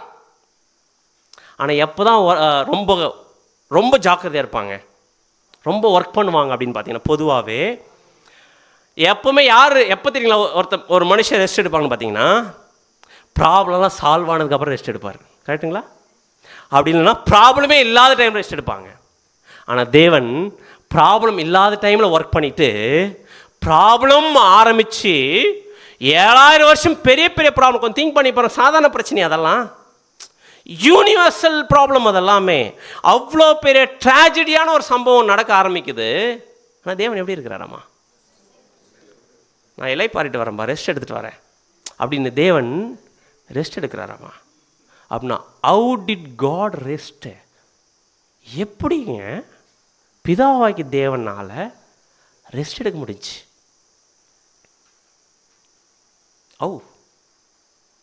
இவ்வளோ ப்ராப்ளம் இருக்கு இல்லையா? இப்போது அந்த ப்ராப்ளத்தை சால்வ் பண்ணுமா இல்லையா? சால்வ் பண்ணணும். இப்போ அந்த ப்ராப்ளத்தை சால்வ் பண்ணணும்னா இப்போ யார் ஒர்க் பண்ணணும்? அவர் வேலை செய்யணும் இல்லையா? அவர் வேலை செய்ய அந்த ப்ராப்ளத்தை சால்வ் பண்ண முடியும். ஆனால் வேலை செய்யக்கூடிய டைமில் எப்படி இருக்கிறார் அவர்? தேவன் ரெஸ்ட் எடுக்கிறார். ஏன் தேவனை ரெஸ்ட் எடுக்கிறீங்க, இலைப்பாடுறீங்க அப்படின்னா, இலைப்பாறும்போது அப்படியே மைண்ட் லெவல் அப்படியே ஏதாச்சும் ஓடிட்டு இருக்குமா அவருக்கு? தேவனுடைய இலைப்பாறுதல் ஃபுல் ரெஸ்ட்டு. கரெக்டாக எப்படி அவரால் முடிச்சு அப்படின்னு பார்த்தா, பிதாவாகிய தேவன் அவருடைய ரெஸ்ட்டே யாராமா? நம்முடைய ஆண்டவராக இயேசு கிறிஸ்து அவருடைய ரெஸ்ட்டா. அதான் அழகாக சொல்லியிருக்கார் பிரதர் சொல்லும்போது, he rested in his own son Jesus. This full trust in his son is God's Sabbath. தேவனுடைய இளைப்பாறுதலே யாராமா? நம்முடைய ஆண்டவராக இயேசு கிறிஸ்துவா. இந்த ப்ராப்ளம் ஸ்டார்ட் ஆகும்போது தேவன் முடிவு பண்ணிட்டாருன்னு பார்த்தீங்கன்னா, இதெல்லாம் பெரிய ப்ராப்ளம் தான், மிகப்பெரிய ட்ராஜடி நடந்துச்சு, இதெல்லாம் என் பையன் பார்த்துப்பார், நான் போய் ரெஸ்ட் எடுத்துகிட்டு வரேன் அப்படின்னு தேவன் யார் மேலே இளைப்பாற ஆரம்பிச்சிட்டாருன்னு பார்த்தீங்கன்னா, எல்லா ப்ராப்ளத்தையும் சால்வ் பண்ணக்கூடிய ஒரு ரெஸ்பான்சிபிலிட்டி என் பையன் பண்ணுவான்னு சொல்லிட்டு யார் மேலே முழு ஃபெய்த் வச்சுட்டாராமா? நம்முடைய ஆண்டவராக இயேசு கிறிஸ்துவன் முழு ஃபெய்த் வச்சுட்டு ஃப்ரீயாக விட்டாராம். யார் யார் மேலே? காட்ஸுடைய சாபத்தே, தேவனுடைய இளைப்பாறுதலே யாராமா? இயேசு கிறிஸ்து. ஏன் தேவனுக்காக, தேவன் இளைப்பாறுதலோட இருக்கிறாராமா? யார் மேலே ஃபெய்த் வச்சுட்டாராமா? இந்த ப்ராப்ளத்தில் நான் ஒர்க் பண்ணணும், ஒர்க் பண்ணால் தான் இந்த ப்ராப்ளம் சால்வ் பண்ண முடியும். ஆனால் இந்த ப்ராப்ளத்தில் நான் ரிலாக்ஸாக இருக்கிறதுக்கு காரணம், ஃப்ரீயாக இருக்கிறதுக்கு காரணம், நான் ரெஸ்ட் எடுக்கிறதுக்கு காரணம், இதெல்லாம் என் பையன் பார்த்துப்பார் அப்படின்னு என் பையன் மேலே ஃபுல் ஃபெய்த் நான் வச்சிட்டேன். இந்த 7000 வருஷம், இந்த 7வது நாள், அது எவ்வளோ பெரிய ப்ராப்ளம் வந்தாலும் என் பையன் இதை சால்வ் பண்ணி சரி செஞ்சு எடுத்து வந்து நிப்பாட்டிடுவார் அப்படின்னு ஃபுல் ஃபெய்த் தேவன் கிறிஸ்து மேலே வச்சிட்டார். அந்த தமிழில் இருக்கிற வார்த்தைகளை படிங்க சிஸ்டர். அவர் வடிவமைத்த ரட்சிப்பின் திட்டத்தை முடிக்க, தேவன் இந்த ஒரு ரட்சிப்பின் திட்டத்தை பிளான் போட்டார் இல்லைங்களா? பிளான் போட்டு ரெஸ்ட் எடுத்துட்டார், பிளான் போட்டு ரெஸ்ட் எடுத்துட்டாரு. ரட்சிப்பின் திட்டத்தை முடிக்க அவர் தன் சொந்த குமாரனாகிய இயேசுவில் இளைப்பாறினார். அந்த பிளான் போட்டு கொடுத்துட்டு இவருடைய சொந்த குமாரனாகிய இயேசு கிறிஸ்துவின் மேலே என்ன பண்ணியிருக்காரு பார்த்தீங்கன்னா, இளைப்பாறிட்டு இருக்கார். அடுத்தது, தமது குமாரன் மீதுள்ள இந்த முழு நம்பிக்கையும் தேவனுடைய ஓய்வு நாள் ஆகும். என்ன மாதிரி ஒரு பாயிண்ட் பாருங்க. தேவனுடைய முழு நம்பிக்கை இருக்கு பார்த்தீங்களா, விசுவாசம், ஃபெய்த். யார் மேலே ஃபெய்த்? பிதாவாகிய தேவனுக்கு கிறிஸ்து மேலே ஃபுல் ஃபெய்த் வச்சதுனால கிறிஸ்து தான் தேவனுடைய ஓய்வு நாளாம். அவர் தான் சாபத் தான், அவர் தான் இளைப்பாறுதலாமா. அப்படியே வாசிங்க. இது 7வது யுகத்தின் நாள் முழுவதும் தொடர்கிறது. அப்படின்னா இது எவ்வளோ நாள் தேவன் ஓய்ந்திருக்கிறான்னு பார்த்தீங்கன்னா 7000 வருஷம் ஓய்ந்திருக்கிறாரு. ஏன்னா அந்த 7வது நாள் சாபத் ஃபுல் அண்ட் ஃபுல்லாக யாருடைய கண்ட்ரோலில் கொடுத்துட்டாரு? நம்முடைய ஆண்டவராகி இயேசு கிறிஸ்து கண்ட்ரோல் கொடுத்துட்டார். இப்போது நம்முடைய ஆண்டவராக இயேசு கிறிஸ்து இந்த வேலையை பண்ணுறாரு. கொஞ்சம் திங்க் பண்ணி பார்க்கலாம். இதை புரிஞ்சிக்கிறதுக்காக நம்ம ஒரு சின்ன ஒரு சம்பவத்தை நம்ம திங்க் பண்ணி பார்க்கலாம். ஒரு மிகப்பெரிய பெரிய ஒரு பணக்காரர், ஒரு பிஸ்னஸ் மேனு, பல கோடி டர்ன் ஓவர் பண்ணிட்டு இருக்கிறாரு. ஒரு பிஸ்னஸ் மேன், நல்லா பிஸ்னஸ் போயிட்டுருக்கு, நல்ல ப்ராஃபிட் வந்துட்டு இருக்குது, நல்ல லாபம் சம்பாரிச்சுனே இருக்கிறார். திடீர்னு பார்த்தா அந்த பிஸ்னஸில் பெரிய ஒரு லாஸ் வருது, மிகப்பெரிய ப்ராப்ளம் கம்பெனியில். அந்த ப்ராப்ளத்தெல்லாம் பார்க்கும்போது கம்பெனி லாஸில் போகிற மாதிரி கண்டிஷனை பண்ண போகுது. இப்போ அந்த பிஸ்னஸ்மேன் என்ன பண்ணுவார் பார்த்தீங்கன்னா, அது வரைக்கும் நல்லா தூங்கின்னு இருந்தவர் அதுக்கப்புறம் என்ன பண்ண மாட்டார், ரெஸ்ட் இல்லாமல் ஓடிப்பார். கரெக்டுங்களா? ஆனால் அந்த மாதிரி அந்த பிஸ்னஸ்மேன் பண்ணாமல் அவருடைய பையனை கூப்பிட்டு நிறைய ப்ராப்ளம் இருக்குது, பிஸ்னஸ் லாஸ் ஆகிற கண்டிஷனில் போயிட்டுருக்குது,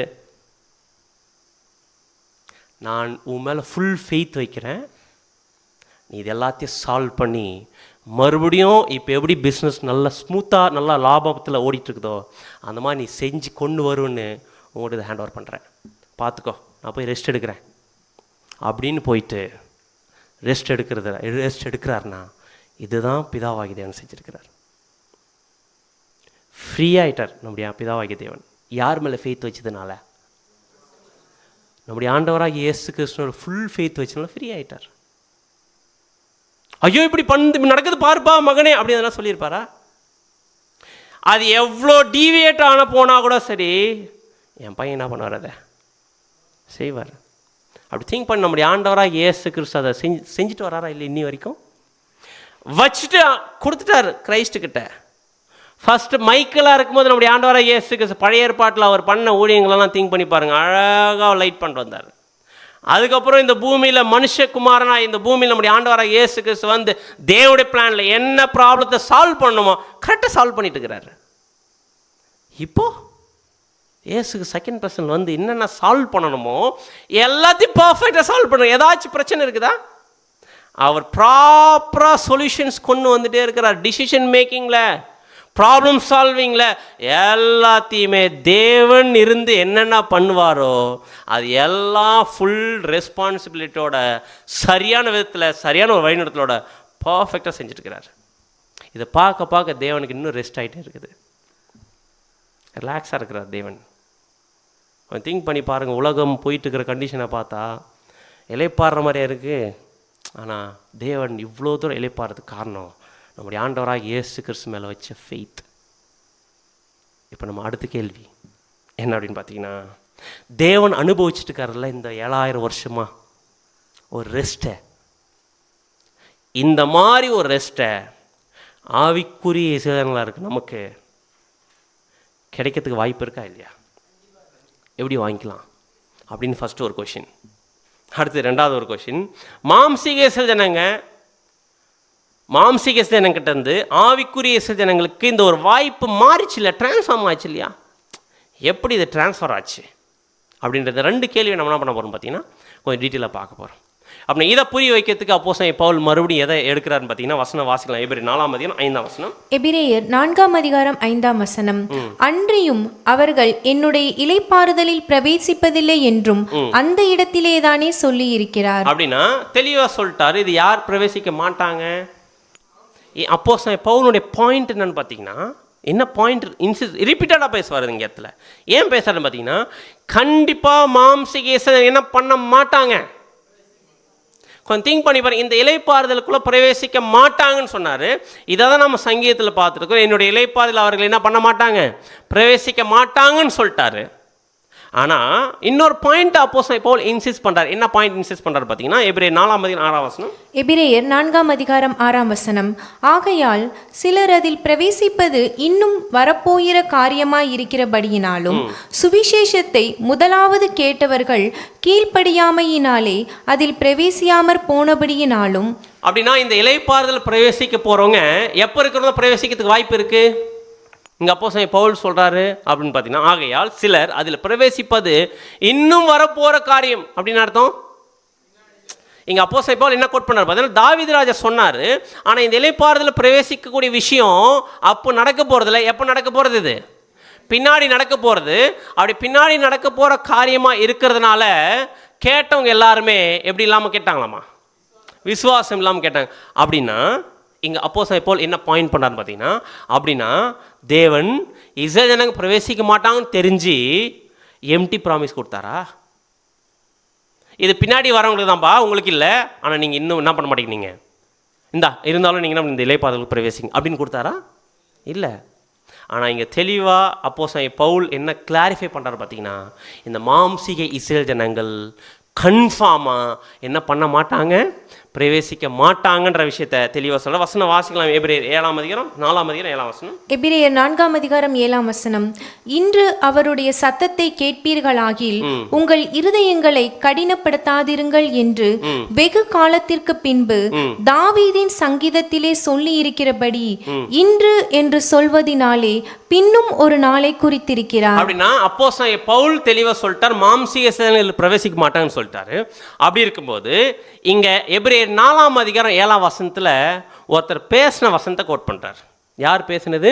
தாவீது ராஜா சங்கீதத்தில் சொன்ன வசனத்தை கோட் பண்ணி என்ன சொல்றாருன்னா, இன்று அவருடைய சத்தத்தை கேட்பீர்களாகில் உங்கள் இருதயங்களை என்ன பண்ணாதீங்க, கடினப்படுத்தாதீங்க என்று வெகு காலத்துக்கு முன்னாடி யார் பேசியிருக்கிறாரு? தாவீது ராஜா பேசியிருக்கிறாரு. இப்போ தாவீது ராஜா இன்று அவருடைய சத்தத்தை கேட்பீர்களாகில் உங்கள் இருதயங்களை கடினப்படுத்தாது இருங்கள்னு சொல்லியிருக்காரு இல்லைங்களா? அப்படி எந்த இடத்துல பேசியிருக்காரு தாவீது ராஜா அப்படின்னு பார்த்தீங்கன்னா 95 சங்கீதம் 8 பேசியிருக்கிறார். வந்துருச்சா? எல்லாமே வந்துருச்சா? ஓகே. 95 சங்கீதம் 8 95 சங்கீதம் 8 இன்று அவருடைய சத்தத்தை கேட்பீர்களாகில் வனாந்திரத்தில் கோபம் மூட்டின போதும் சோதனை நாளிலும் நடந்தது போல உங்கள் இருதயத்தை கடினப்படுத்தாதீர்கள். தாவீது ராஜா யார்கிட்ட பேசிட்டு இருக்கிறார்? இன்று அவருடைய சத்தத்தை கேட்பீர்களாகில் வனாந்தரத்தில் கோபமூட்டினது போது சோதனை நாளிலும் நடந்தது போல உங்கள் இருதயங்களை என்ன பண்ணாதீங்க, உங்கள் இருதயங்களை கடினப்படுத்தாதீங்க அப்படின்னு சொல்கிறாங்கல்ல. இன்று அப்படின்னு பேசுகிறாரு. அந்த இன்று எந்த காலப்பகுதியை பற்றி தாவீது ராஜா மென்ஷன் பண்ணின்னுக்கிறார்?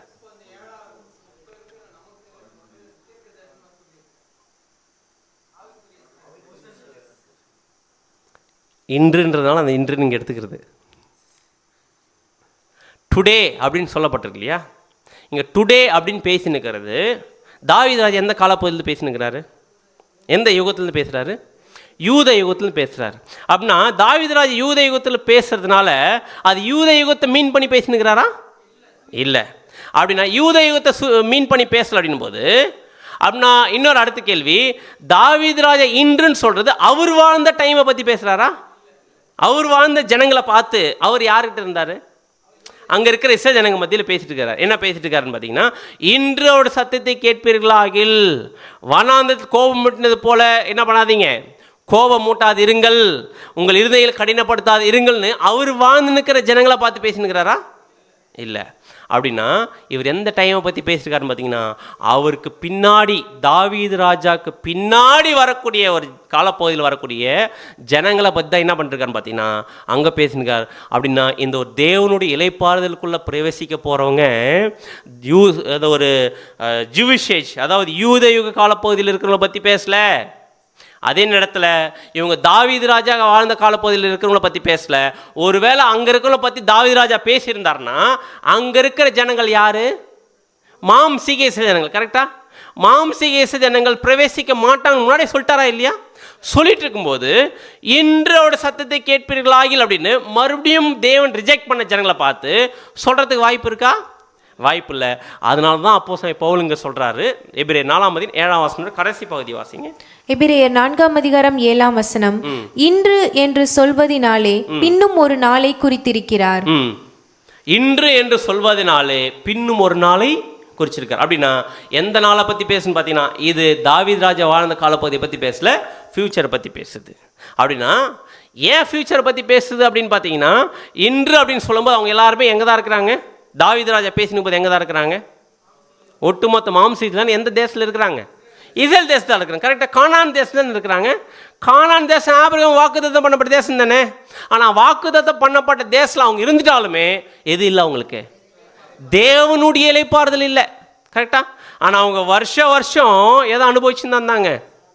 சாபத் ஃபெஸ்டிவல் பண்ணிட்டு தான் இருந்தாங்க. கரெக்டாக? ஓய்வு நாள் அனுசரித்து தான் இருந்தாங்க. ஆனால் ஓய்வு நாள் அனுசரித்து இருந்தடா கூட ஆனால் தேவனுடைய ஓய்வுக்குள்ளே அவங்க என்ன பண்ணல போல. ஆனால் இந்த கானான் தேசத்துக்குள்ளார யார் அவங்களை கூட்டிகிட்டு வந்து விட்டது?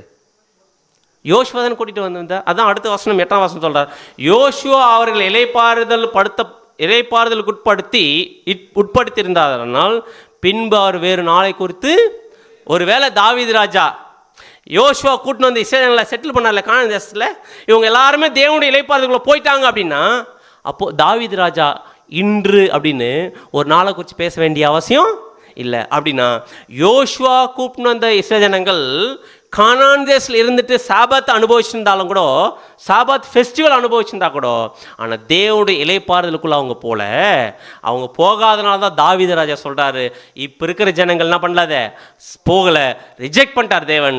ஆனால் இன்று அப்படின்னு சொல்கிறது எந்த காலப்பகுதியை பற்றி பேசுகிறான்னு பார்த்தீங்கன்னா ஃப்யூச்சரில் வரக்கூடிய ஒரு காலப்பகுதியை பற்றி பேசுகிறார். அவங்க எப்படிப்பட்டவங்களா இருப்பாங்கன்னு பார்த்தீங்கன்னா வசனம் வாசிக்கலாம். எபிரேயர் 4:9 எபிரேயர் 4:9 ஆகையால் தேவனுடைய ஜனங்களுக்கு இலைப்பாறுகிற காலம் இனி வருகிறதா? அப்படின்னா இலைப்பாறுதல் காலம் இஸ்ரவேல் ஜனங்களுக்கு அப்ப இல்ல, அது எப்போ வரக்கூடிய காரியமா? இனி வரக்கூடிய காரியமா இருக்குதான்.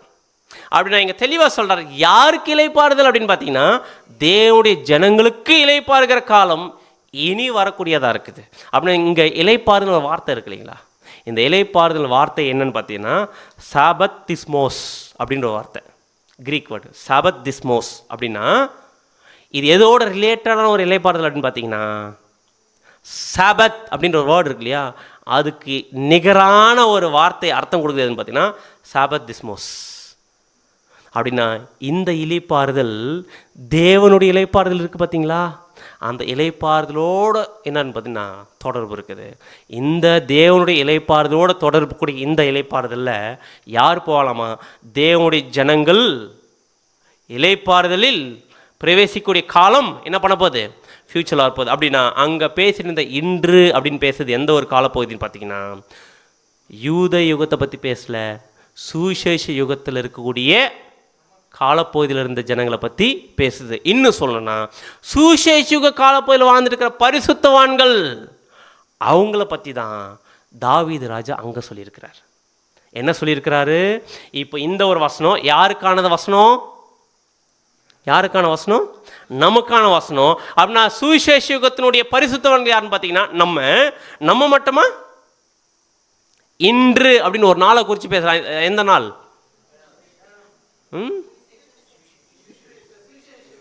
ஒட்டுமொத்த சுவிசேஷ யுகத்தை அடையாளப்படுத்துது. கரெக்டுங்களா?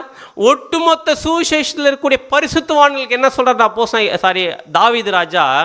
இன்று அவருடைய சத்தத்தை கேட்பீர்களாகில், இந்த சுவிசேஷ யுகத்தில் வாழ்ந்து கொண்டிருக்கிற பரிசுத்தவான்களே அவருடைய சத்தியத்தை கேட்பீர்களாகில், சத்தத்தை கேட்பீர்களாகில், வனாந்தரத்தில் கோபம் மூட்டினது போல, சோதனை நாள் நடந்தது போல உங்களுடைய இருதயத்தை என்ன பண்ணாதீங்க, கடினப்படுது. இப்போ யாருக்கு வார்னிங் கொடுக்குறார் தாவீது ராஜா? நமக்கு வார்னிங் கொடுக்குறார். அப்படின்னா இங்கே சுவிசேஷ பரிசுத்தவான்கள் அவங்கள பற்றி தாவீது பேசுகிற தவிர மாம்சங்களை பற்றி பேசலை. இன்னும் பாயிண்ட் பண்ணுறாரு. என்ன பாயிண்ட் பண்ண பார்த்தீங்கன்னா, சுவிசேஷ பரிசுத்தவான்கள்ன்ட்டு நம்ம சும்மா சொல்லிட்டு கூடாது. அவங்க யார் அந்த சுவிசேஷ பரிசுத்தவான் பார்த்தீங்கன்னா, யார் ஒருத்தர் தேவன்கிட்ட முழு இருதயத்தோட அவர்கிட்ட தங்களை சப்மிட் பண்ணுறாங்களோ அவங்க தான் சுவிசேஷ பரிசுத்தவான்கள் லிஸ்ட்டில் என்ன பண்ணுவாங்க, வருவாங்க. அப்படின்னு நம்ம வர்றோமா அந்த லிஸ்ட்டில்? வரோம்ல? வர்றோம் அப்படின்னு முடிவு பண்ணிட்டா, வர்றோம் அப்படின்னு கன்ஃபார்ம் பண்ணிட்டா, இப்போ அடுத்தது நம்ம தானே அந்த ஒரு ஆவிக்குரிய ஜனங்கள், நம்ம தான் அந்த ஒரு செயின்ஸு. அப்படின்னா வாக்குதத்தமானது நமக்குரியதாக இருக்குன்னு ஆபிரகாம் கூட அந்த ப்ராமிஸ், இளைப்பாறுதல் பிரவேசிக்கிற அந்த ப்ராமிஸ் நமக்கு கிடைச்சிருக்கு. அப்படின்னா நம்ம தேவனுடைய இளைப்பாறுதலுக்குள்ள பிரவேசிச்சிருக்கிறோமா?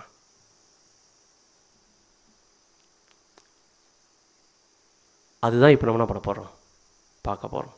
அப்படின்னா தேவனுடைய இளைப்பாறுதலுக்குள்ள நம்ம எல்லாரும் பிரவேசிச்சுமா அப்படின்னா வசனம் வாசிக்கலாம். தான் அப்போஸ்தலன் பவுல் அடுத்த பாயிண்ட் நமக்கு புரிய வைக்கிறாரு. எப்போ இந்த இளைப்பாறுதலுக்குள்ள நம்ம பிரவேசிக்க போறோமாமா? வசனம் வாசிக்கலாம். எபிரேயர் 4:10. எபிரேயர் 4:10. ஏனெனில் அவருடைய இளைப்பாறுதலில் பிரவேசித்தவன் தேவன் தம்முடைய கிரியைகளை முடித்து ஓய்ந்தது போல தானும் தன் கிரியைகளை முடித்து ஓய்ந்திருப்பான். அப்படின்னா இங்க தெளிவா அப்போஸ்தலன் பவுல் சொல்றார், ஏனெனில் அவருடைய இளைப்பாறுதல் பிரவேசித்தவன். யார் அந்த பிரவேசித்தவன்? யாரெல்லாம்? சுவிசேஷ பரிசுத்தவன். இளைப்பாறுதல் நம்ம எல்லாம் பிரவேசிச்சுமா? அப்படி பிரவேசிச்சவன் தேவன் தம்முடைய கிரியைகளை முடித்து ஓய்ந்தது போல தானும் தன் கிரியைகளை முடித்து ஓய்ந்திருப்பான். அப்படின்னா இந்த இளைப்பாறுதல்ல எப்போ நம்ம பிரவேசிக்கிறோம்? தேவன் தம்முடைய கிரியைகளை முடித்து ஓய்ந்தது போல தானும் தன் கிரியைகளை முடித்து ஓய்ந்திருப்பான். அப்படின்னா எப்போ நம்ம எக்ஸாக்டாக இந்த இளைப்பாறுதலுக்குள்ளே பிரவேசிக்கிறோம்?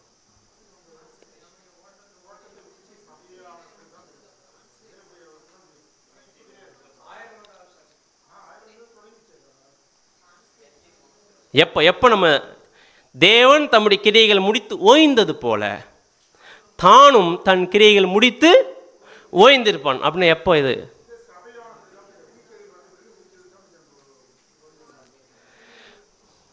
பிரதர் சொல்கிறாரு, நம்ம எல்லாருமே மறித்து சபையாயிட்டதுக்கு அப்புறமா நம்ம அந்த இளைப்பாறுதலுக்குள்ளே பிரவேசிக்கிறோம். கரெக்டா அப்படின்னு பார்த்தீங்கன்னா ஆக்சுவலாக இந்த இளைப்பாறுதல் எப்போ நம்ம பிரவேசிக்கிறோமாமா?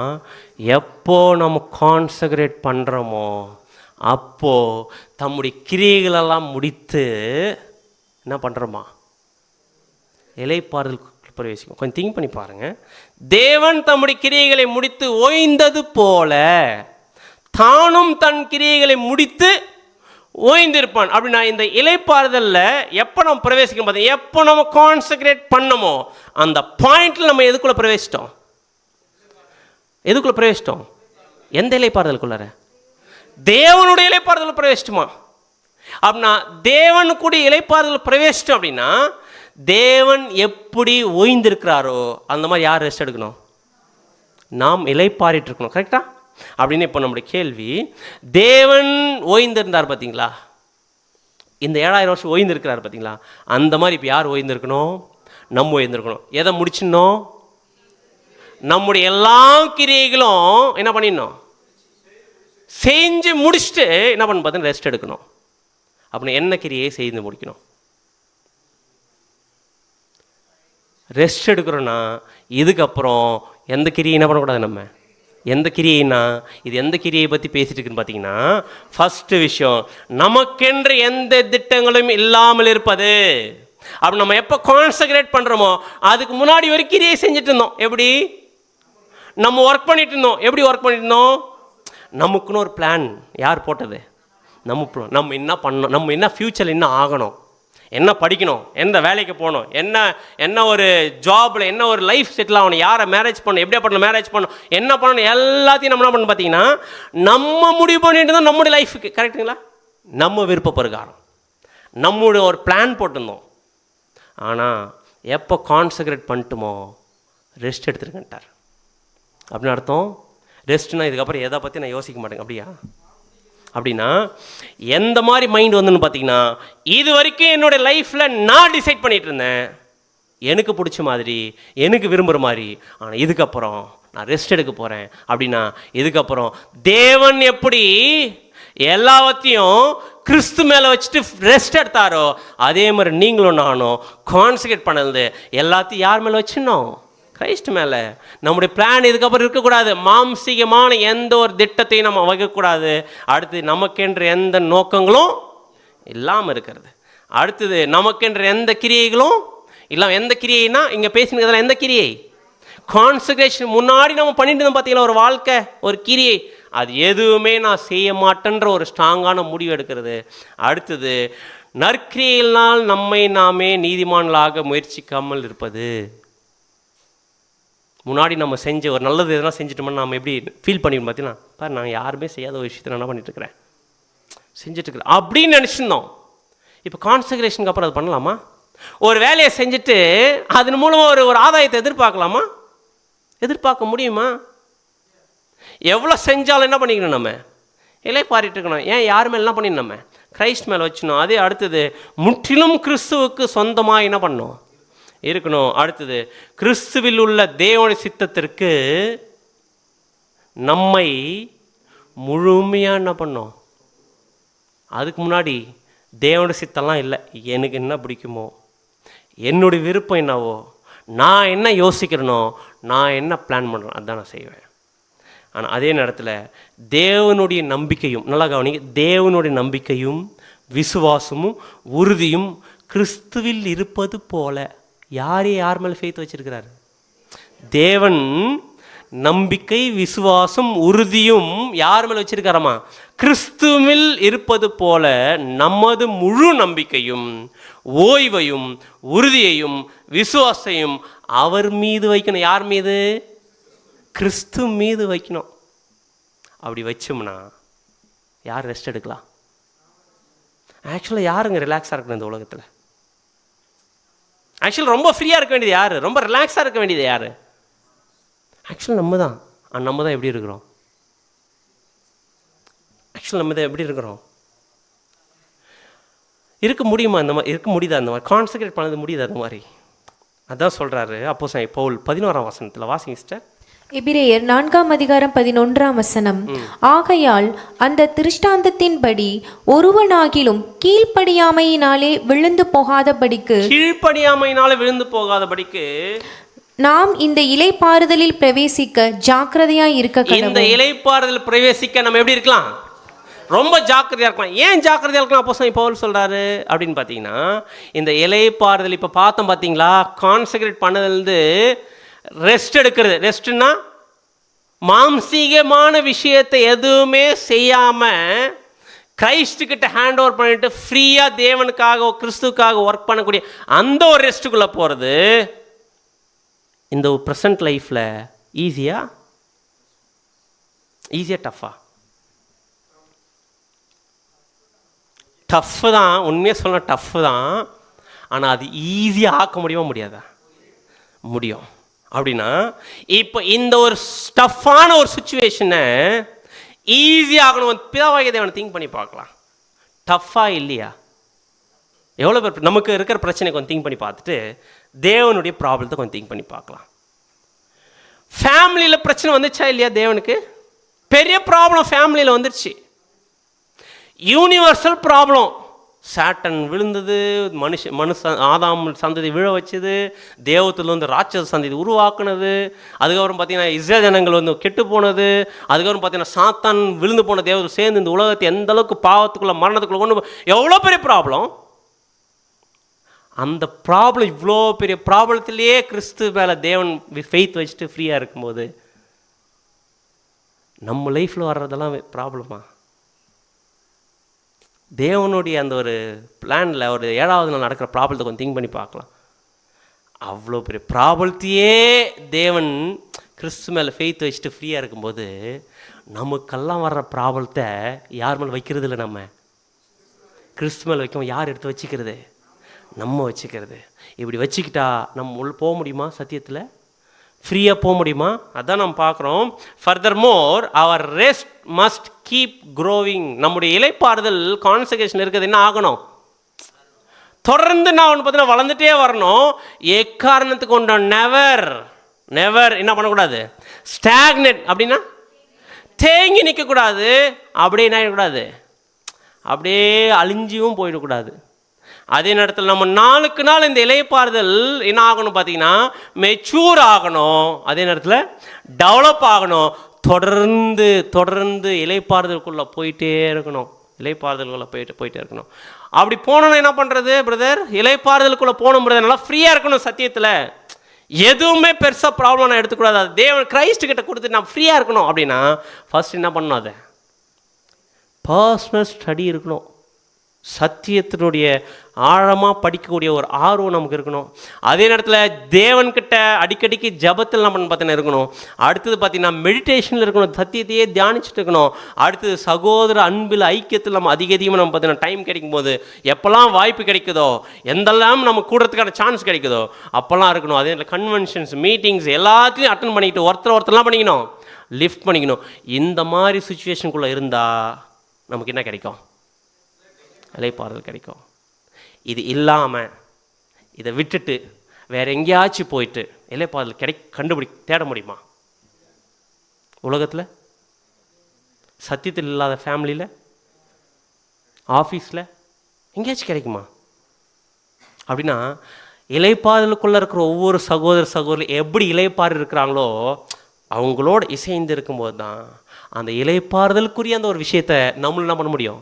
ஷேர் பண்ணிக்கும் போது அதில் நம்ம பண்ணலாம் பார்த்தீங்கன்னா பிளஸிங்ஸை அனுபவிக்கலாம். அப்படியே இந்த இலைப்பாறுதலுக்குள்ளே நம்ம ட்ராவல் பண்ணுறல கான்சக்ரேஷன்லேருந்து இலைப்பாறுதலுக்குள்ளே ட்ராவல் பண்ணிட்டு இருக்கிற நமக்கு அப்போஸ்தலன் பவுல் எச்சரிக்கை கொடுக்குறாரு. மாம்சீக ஜனங்கள் பின்வாங்கி போன மாதிரி நீங்கள் என்ன பண்ணிடாதீங்க, பின்வாங்கி போயிடாதீங்க. அப்படின்னா மாம்சீக ஜனங்கள் என்ன பண்ணிட்டாங்கன்னு பார்த்தீங்கன்னா பேக் ஸ்லைடிங் ஆயிடுச்சு. அவங்களது பின்னாடி போயிட்டாங்க, பின்வாங்கி போயிட்டாங்க. அந்த இலைப்பாறுதல் பிரவேசிக்காமல் ஏன் போயிட்டாங்க அப்படின்னு பார்த்தீங்கன்னா அவங்க போராட வேண்டிய போராட்டத்தில் என்ன பண்ணிட்டாங்க? அவங்க மிஸ் பண்ணிட்டாங்க. அப்படின்னு நமக்கு இப்போது சொல்கிறார் அப்போஸ்தலன் Paul. Everyday is a battle to stay faithful. Daily நமக்கு போராட்டம் இருக்குதா? அந்த போராட்டத்தில் எப்படி போராடணும்? விசுவாசத்தோடு போராடணும். அதே நேரத்தில் மாம்சீகங்கள் விழுந்து போயிட்டாங்க இல்லைங்களா? அவங்க விழுந்து போனது காரணம் திருப்பி அவங்க என்ன பண்ணாங்க பார்த்தீங்கன்னா ஒரு டேஞ்சருக்குள்ளே போனது காரணம் அவங்க பண்ண நிறைய மிஸ்டேக்ஸு, ஃபெய்த்லெஸ்ஸாக. அப்படி என்னென்ன மிஸ்டேக் பண்ணாங்க? மாம்சீக என்னென்ன மிஸ்டேக் பண்ணாங்க பார்த்தீங்கன்னா ஃபர்ஸ்ட்டு முறுமுறுக்கிறது, அடுத்தது கம்ப்ளைண்ட் பண்ணுறது, அடுத்தது ரெபெல்லிங் அப்படின்னா கலகம் ஊட்டுறது, அடுத்தது கீழ்ப்படியாமல் போகிறது. கரெக்ட், இச்சை. அப்படின்னா இப்போ திங்க் பண்ணி பார்க்கலாம். இந்த மாதிரி யார் பண்ணிடக்கூடாதாம்மா? யார் பண்ணிடக்கூடாது? ஆவிக்குரிய சதங்களாக இருக்க நம்ம பண்ணிடக்கூடாது. அப்படின்னா இந்த இலைப்பாறுதலுக்குள்ளே ட்ராவல் பண்ணிட்டு இருக்கிற நம்ம எல்லாருமே செயின்ஸ் தானே. செயின்ட்டாக இருக்கிற நம்ம முறுமுறுக்கலாமா? முறுமுறுக்கிறதுனா என்ன? எப்படி முறுமுறுக்கிறது எப்படி பண்ணுவாங்க? முறுமுறுக்கிறது கேட்குமா? மர்மரிங்னு சொல்லுவாங்க இல்லைங்களா? அது எப்படி பேசுவாங்க பார்த்தீங்கன்னா, மெதுவாக பேசுவாங்க, என்ன ஆகாது, புரியாது. ஆனால் நம்ம கேட்காதனால நல்லது பேசுகிறான்னு சொல்லலாமா? எப்படி இருக்கு அந்த முணுமுணுப்பு? அது யார்கிட்ட பேசுவாங்க? அவங்ககிட்ட பேசுவாங்க. அப்படின்னா என்ன பண்ணுவாங்க பார்த்தீங்கன்னா, அவங்க லைட்டாக பக்கத்தில் இருக்க காது பட பேசுவாங்க. ஆனால் அவங்களுக்கு என்ன தெரியவா புரியாது. அது எப்படி ஃபீல் பண்ணலாம், எப்படி அது வந்து புரிஞ்சிக்கலாம்? ஃபார் எக்ஸாம்பிள் வந்து உதாரணத்துக்கு வீட்டில் வந்து ஹஸ்பண்ட் ஒரு விஷயத்த சொல்கிறாருன்னு வச்சுங்க, ஒய்ஃபுக்கு பயங்கரமாக கோவம் வந்துடுச்சு, அது பிடிக்கல, என்ன பண்ணுவாங்க? அவங்க அந்த வேர்டு எப்படி யூஸ் பண்ணுவாங்கன்னு பார்த்தீங்கன்னா, ஆமாம் இவர் சொல்லிட்டானோம்னா என்ன பண்ணோம், செய்யணுமா? உடனே அவர் காதல் என்ன பண்ணாது, விழாது. உடனே அவருக்கு என்னம்மா பேசுகிற, ஆமாம் சொன்னால் மட்டும் இவர் செய்வார போல அப்படின்னு. அடுத்தது இல்லைம்மா நீ சொல்லுமா, என்ன பண்ண, ஆமாம் சொல்லிட்டா மட்டும் அப்படின்னு சத்தமாகவும் பேச மாட்டாங்க. என்ன பண்ணிட்டு இருப்பாங்க? அது எப்படி இருக்கும் அவருக்கு? ஒரு ஒரு ஒரு இரிட்டேட்டாக இருக்கும் பார்த்தீங்களா? அப்படின்னா இந்த மாதிரி யார் செஞ்சுருக்கிறாங்க? செஞ்சுருக்கிறாங்க. யாரை இரிட்டேட் பண்ணியிருக்காங்க தெரியுங்களா? தேவனை இரிட்டேட் பண்ணியிருக்காங்க. எப்படி? வனாந்தத்தில் கொஞ்சம் பசிச்சா, ஆமாம் நாங்கள் அங்கேயே பூண்டு வெங்காயம் நல்லா சாப்பிடணும். மோசே இப்படி போகும்போதெல்லாம் கூடாரத்தில், அதை நீங்கள் படித்து பார்த்தீங்கன்னா ரொம்ப கூட அப்படி நடந்து போனாருன்னா அவங்க பேசக்கூடிய அந்த விஷயம் அழுதுட்டு ஒரு மாதிரி முறுமுறுத்துட்டு, அது யாருக்கே ரொம்ப கஷ்டமாயிடுச்சுன்னு பார்த்தீங்கன்னா மோசேக்கு தேவன்கிட்ட போய் கேட்டார், தேவனை என்ன பண்ணிவிடுங்க இந்த ஜனங்களை வழிநடத்தி என்ன பண்ணிவிடுங்க, என்ன எடுத்துருங்க அப்படின்னு. அந்த அளவுக்கெல்லாம் என்ன பண்ணுறாங்க பார்த்தீங்கன்னா ரொம்ப ஃபீல் பண்ண வச்சிட்டாங்க. அப்படின்னா இந்த முறுமுறுப்பு இருக்குல்ல ஒரு ஒஸ்ட் கேரக்டர். அப்படின்னு இது யார்கிட்ட இருக்கக்கூடாது. அப்படின்னா எதுக்கெல்லாம் நம்ம முறுமுறுப்போம்? ஏதோ தெரியாத மாதிரியே இருக்கு. எதெல்லாம் முறுமுறுப்போம் நம்ம? ஃபார் எக்ஸாம்பிள், நம்ம தேவனுடைய ஒரு ஒழுங்கில் நம்ம எல்லாரும் இருக்கிறோம், சத்தியத்தில் பரிசுத்தவான்கள் நம்ம இருக்கிறோன்னா நம்ம எப்படி முறுமுறுப்போம் அப்படின்னு பார்த்தீங்கன்னா, தேவன் சில விஷயத்தை நம்ம வாழ்க்கையில் பண்ணக்கூடிய எல்லா விஷயத்திலும் நம்ம என்ன பண்ண முறுமுறுக்கிறது வாய்ப்பு இருக்குது. எப்படி முறுமுறுக்குது? உதாரணத்துக்கு எதெல்லாம் சொல்லலாம் ப்ராக்டிக்கலாக?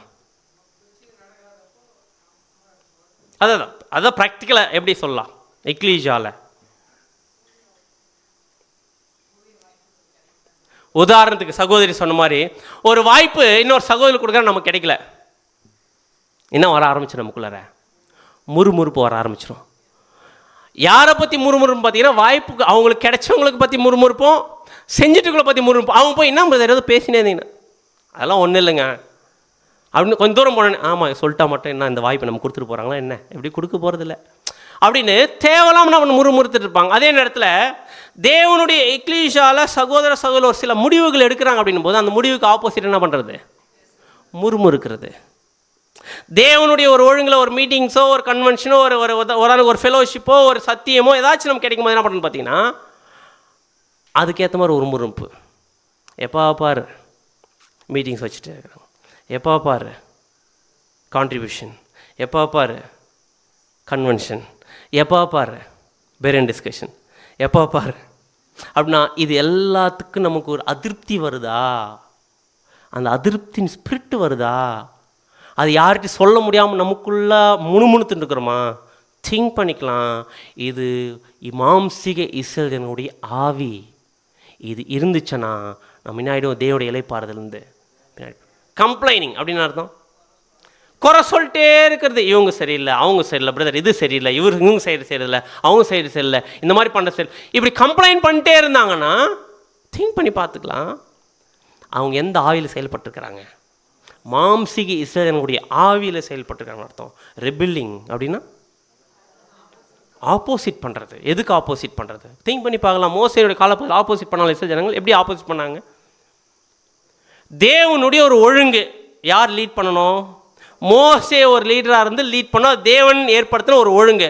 இப்போ இதுக்கு ஆப்போசிட்டாக ரிபில் பண்ணுறாங்க யாருன்னு பார்த்தீங்கன்னா, கோகாத்தினுடைய புத்திரர் கோராக் அவங்களுடைய ஜனங்கள் எல்லாம் சேர்ந்து ஆப்போசிட் பண்ணுறாங்க.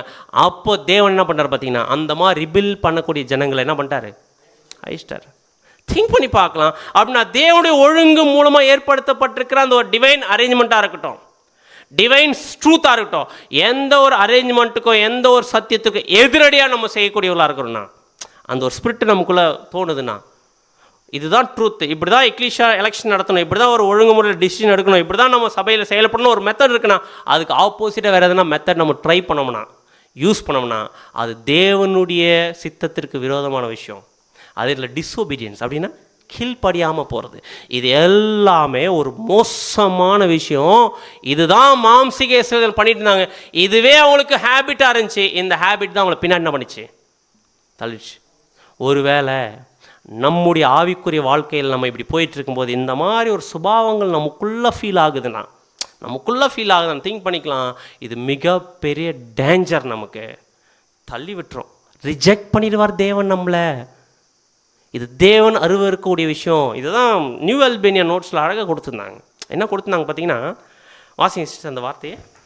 நாம் இஸ்ரேலர் செய்தது போல சிறிதளவாவது செய்கிறோம் என்று கண்டால், இஸ்ரேல் ஜனங்க செய்யறத சின்ன விஷயம் நம்ம செய்யறதுன்னு தெரிஞ்சிச்சனா, ஒருவேளை அப்படி ஃபீல் ஆயிடுச்சுன்னா, நமக்கு உணர்வு வந்துருச்சுன்னா, நமது விரும்பத்தகாத மனப்பான்மைகளை உணர்ந்து, நம்ம விரும்பத்தகாத ஒரு மனப்பான்மை ஃபீல் பண்றோம்னா, நமது உடல்கள் நடுங்க வேண்டும். எப்படி இருக்கணுமா?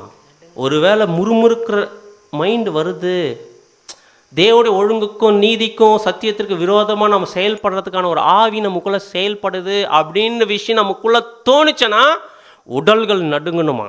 அதான் சொல்கிறாரு, வி ஷுட் ஃபீல் அவர் பாடி ஷேக். என்ன பண்ணோம்?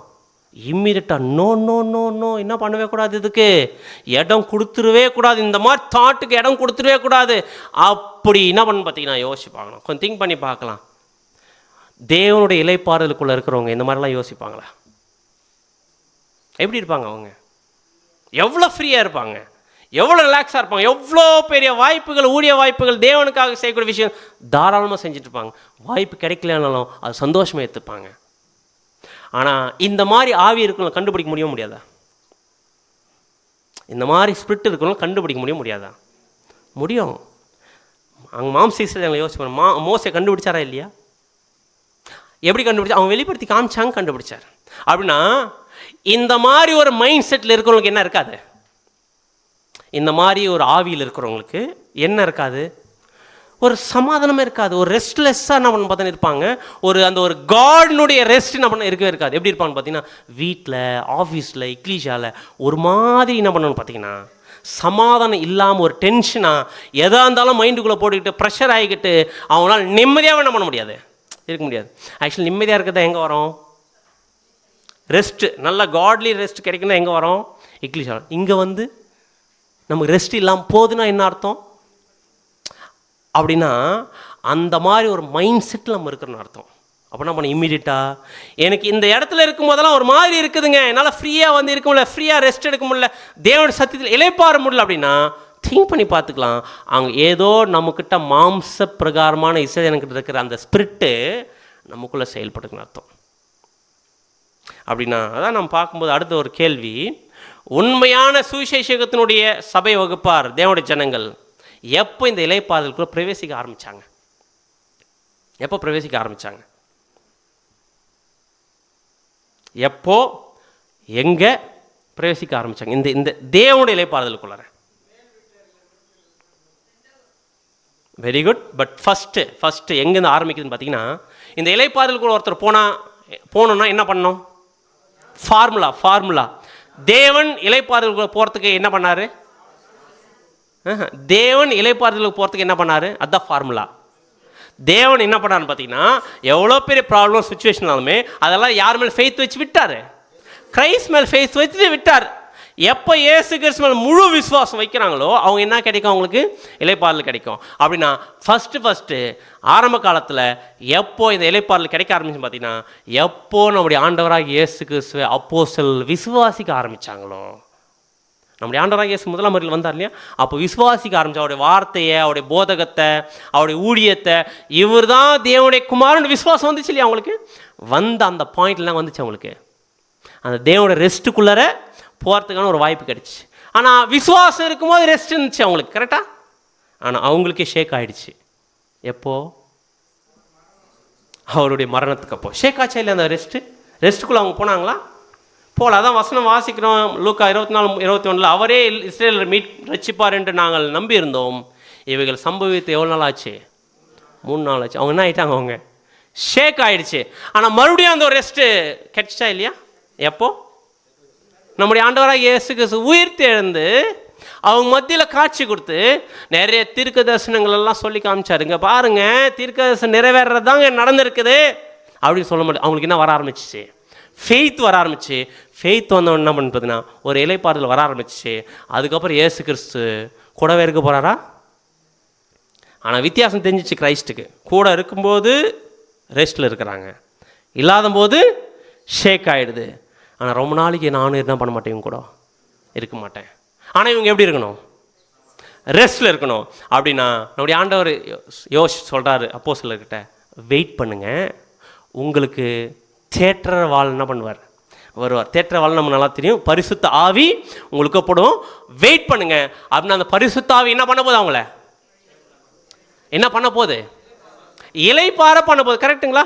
நம்முடைய ஆண்டவராக இயேசு கிறிஸ்து மேலே விசுவாசம் வச்சா என்ன இலைப்பாறுதல் கிடைக்குமோ அந்த இலைப்பாறுதல் யார் எது மூலமாக கிடைக்க போகுது? அவங்களுக்கு விசுவாசம், அந்த பரிசுத்த ஆவியின் மூலமாக அவங்களுக்கு கிடைக்க போகுது. அப்படின்னா இப்போ பரிசுத்த ஆவியின் மூலமாக அவங்களுக்கு ஒரு இலைப்பாறுதல் ஸ்டார்ட் பண்ணணும் இல்லையா? அப்படி ஸ்டார்ட் பண்ணுறதுக்கான அந்த நாள் எந்த நாளில் ஃபிக்ஸ் பண்ணுறாரு நம்முடைய ஆண்டவராக இயேசு கிறிஸ்து? சபத் பெந்தகோஸ்து நாள் பண்ணுறார். அந்த 50வது நாள் என்ன நாள் அப்படின்னு பார்த்தீங்கன்னா பெந்தகோஸ்து நாள். அது ஒரு சபத், ஓய்வு நாள். அது அந்த ஓய்வு நாள் எதுன்னு பார்த்தீங்கன்னா டே ஆஃப் ரெஸ்ட். என்ன நாளை சூஸ் பண்ணி நம்முடைய ஆண்டவராக இயேசு கிறிஸ்து உங்களுக்கு ஒரு ரெஸ்ட் கொடுக்க போகிறேன், நீங்கள் ரெஸ்ட்டோடு இருக்கணும்னா பெந்தேகோஸ்து நாளில் போய் வெயிட் பண்ணுங்க. அது எந்த நாள்னு பார்த்தீங்கன்னா அன்றைக்கி ஓய்வு நாள், இலைப்பாறக்கூடிய நாள். அந்த நாள்லேயே உங்களுக்கு ஸ்டார்ட் பண்ணுறேன், பரிசுத்த ஆவி கொடுக்குறேன். அந்த நாள்லேருந்து இலைப்பாறல் நாள்லேருந்து ஃபுல்லாக என்ன பண்ணுங்க, நீங்கள் ரெஸ்ட்டில் இருங்க அப்படின்னு இலைப்பாற சொல்லிட்டார். அப்படின்னா இப்போ எது கிடச்சிச்சா அவங்களுக்கு? பரிசுத்த ஆவி கிடச்சிச்சா? இப்போ எதுக்குள்ளே போக ஆரம்பித்தாங்க அப்போஸ்தலர்கள்? ரெஸ்ட்டுக்குள்ளே போக ஆரம்பித்தாங்களா? ரெஸ்ட்டுக்குள்ளே போக ஆரம்பித்த அவங்களுக்கு என்ன ரெஸ்ட்டு கிடைக்க ஆரம்பிச்சு பார்த்தீங்கன்னா மென்டலி, மைண்டில், இருதயத்தில் ஆத்ம ரெஸ்ட்டு கிடச்சா இல்லையா? கிடச்சிச்சு. அப்படின்னா எப்பெல்லாம் கிடச்சிச்சு அப்படின்னு பார்த்தீங்கன்னா எல்லா சூழ்நிலையும் ரெஸ்ட்டாக இருந்தாங்க. திங்க் பண்ணி பாருங்கள். அது வரைக்கும் ரெஸ்ட்டு ஷேக் ஆனவங்க பரிசுத்த ஆவி கிடைச்சோடனே அப்போஸ்தலன் பேதுரு போய் பேசுகிறாரு. என்ன பேசுகிறாருங்க? ஜீவாதிபதி கொலை செஞ்சிட்டிங்க, அதுக்கு யார் சாட்சி? நாங்கள் உள்ளுக்குள்ளே எப்படி இருக்கு? உள்ளுக்குள்ளே எப்படி இருக்கு? இலைப்பாரிட்டு இருக்கிறாங்க. ஆனால் பேச்சு மட்டும் எப்படி இருக்குன்னு பார்த்தீங்கன்னா ரொம்ப ஷார்ப்பாக இருக்குது. அதே அப்போஸ்தலன் பேதுரு ரெஸ்ட் எடுத்திருந்தார். எங்கே? ஜெயிலில். எடுத்தாரா இல்லையா? ஹார்டான சுச்சுவேஷன். ஆனால் எப்படி தூங்கிட்டு இருக்கிறாரு? Deep sleeping. உள்ளுக்குள்ள அந்த ஒரு பீஸ், அந்த ஒரு அந்த ஒரு அந்த ரெஸ்ட் நான் பார்த்தேன். தேவனுடைய இலைப்பாறுதலுக்குள்ள நம்ம போயிட்டாங்க. ஏன் போயிட்டாங்க? எப்படி அவரால் முடிஞ்சுன்னு பார்த்தீங்கன்னா எல்லா ஃபெய்த் யார் மேலே வச்சிட்டாரு? கிரைஸ்ட் மேலே. அடுத்தது பவுல் ஷீலா என்ன பண்ணிட்டு இருந்தாங்க? பாட்டு பாடிட்டு இருந்தாங்க. அதே மாதிரி அப்போஸ்தலன் பவுலோட லைஃப்பில் என்டையர் அவருடைய ஊழியத்தில் எவ்வளோ ஹார்டான சுச்சுவேஷன் வந்துச்சு. எப்படி இருந்தாருங்க? ஃபுல்லாக யார் மேலே ஃபெய்த் வச்சுட்டாரு. அதான் வசனம் வாசிக்கலாம் பாருங்கள். பிலிப்பியர் 4:11 பிலிப்பியர் 4:11 முதல், என் குறைச்சலினால் நான் இப்படி சொல்லுகிறதில்லை, ஏனெனில் நான் எந்த நிலைமையில் இருந்தாலும் மன ரம்மியமாய் இருக்க கற்றுக்கொண்டேன். தாழ்ந்திருக்கவும் எனக்கு தெரியும், வாழ்ந்திருக்கவும் எனக்கு தெரியும். எவ்விடத்திலும் எல்லாவற்றிலும் திருப்தியாயிருக்கவும் பட்டினியாயிருக்கவும் பரிபூர்ணமடையவும் குறைவுபடவும் போதிக்கப்பட்டேன். என்னை பலப்படுத்துகிற கிறிஸ்துவினாலே. எப்படி இருக்க முடிச்சான் இவரால்? இதெல்லாமே என்னை பலப்படுத்துகிற கிறிஸ்துவினாலே எல்லாவற்றையும் செய்ய எனக்கு என்ன இருக்குது? பலன் உண்டு. அப்படின்னா இங்கே அதே நேரத்தில் அப்போஸ்தலன் பவுல் சொல்கிறாரு, உபத்திரவமோ, வியாகுலமோ, துன்பமோ, பசியோ, நிர்வாணமோ, நாசமோசமோ, பட்டயமோ, எல்லாவற்றையும் எதுவாக இருந்துட்டாலுமே கிறிஸ்துவி இயேசுவில் தேவனுடைய அன்பை விட்டு பிரிக்க மாட்டாது. அப்படின்னா இங்கே கீயே எதுன்னு பார்த்தீங்கன்னா இந்த ஒரு ஆரம்ப கால பரிசுத்தவான்களுக்கு, சபையில் வாழ்ந்த பரிசுத்தவான்களுக்கு கீயே எதுன்னு பார்த்தீங்கன்னா பரிசுத்த ஆவி தான். அந்த கீ என்ன பண்ணிச்சாமா? ஒரு அதிகப்படி ஹையர் ஸ்டாண்டர்ட் ஆஃப் ஃபெய்த் ரெஸ்ட்டுக்குள்ளே என்ன பண்ணிச்சாமா? அவங்கள போக வச்சுச்சாமா. அப்படின்னா அப்பேற்பட்ட ஒரு ஃபெய்த் தான் யாருக்குள்ளே இருக்கணும்? நமக்குள்ளே இருக்கும். இருந்துச்சுன்னா நம்ம எப்படி இருக்கலாம்?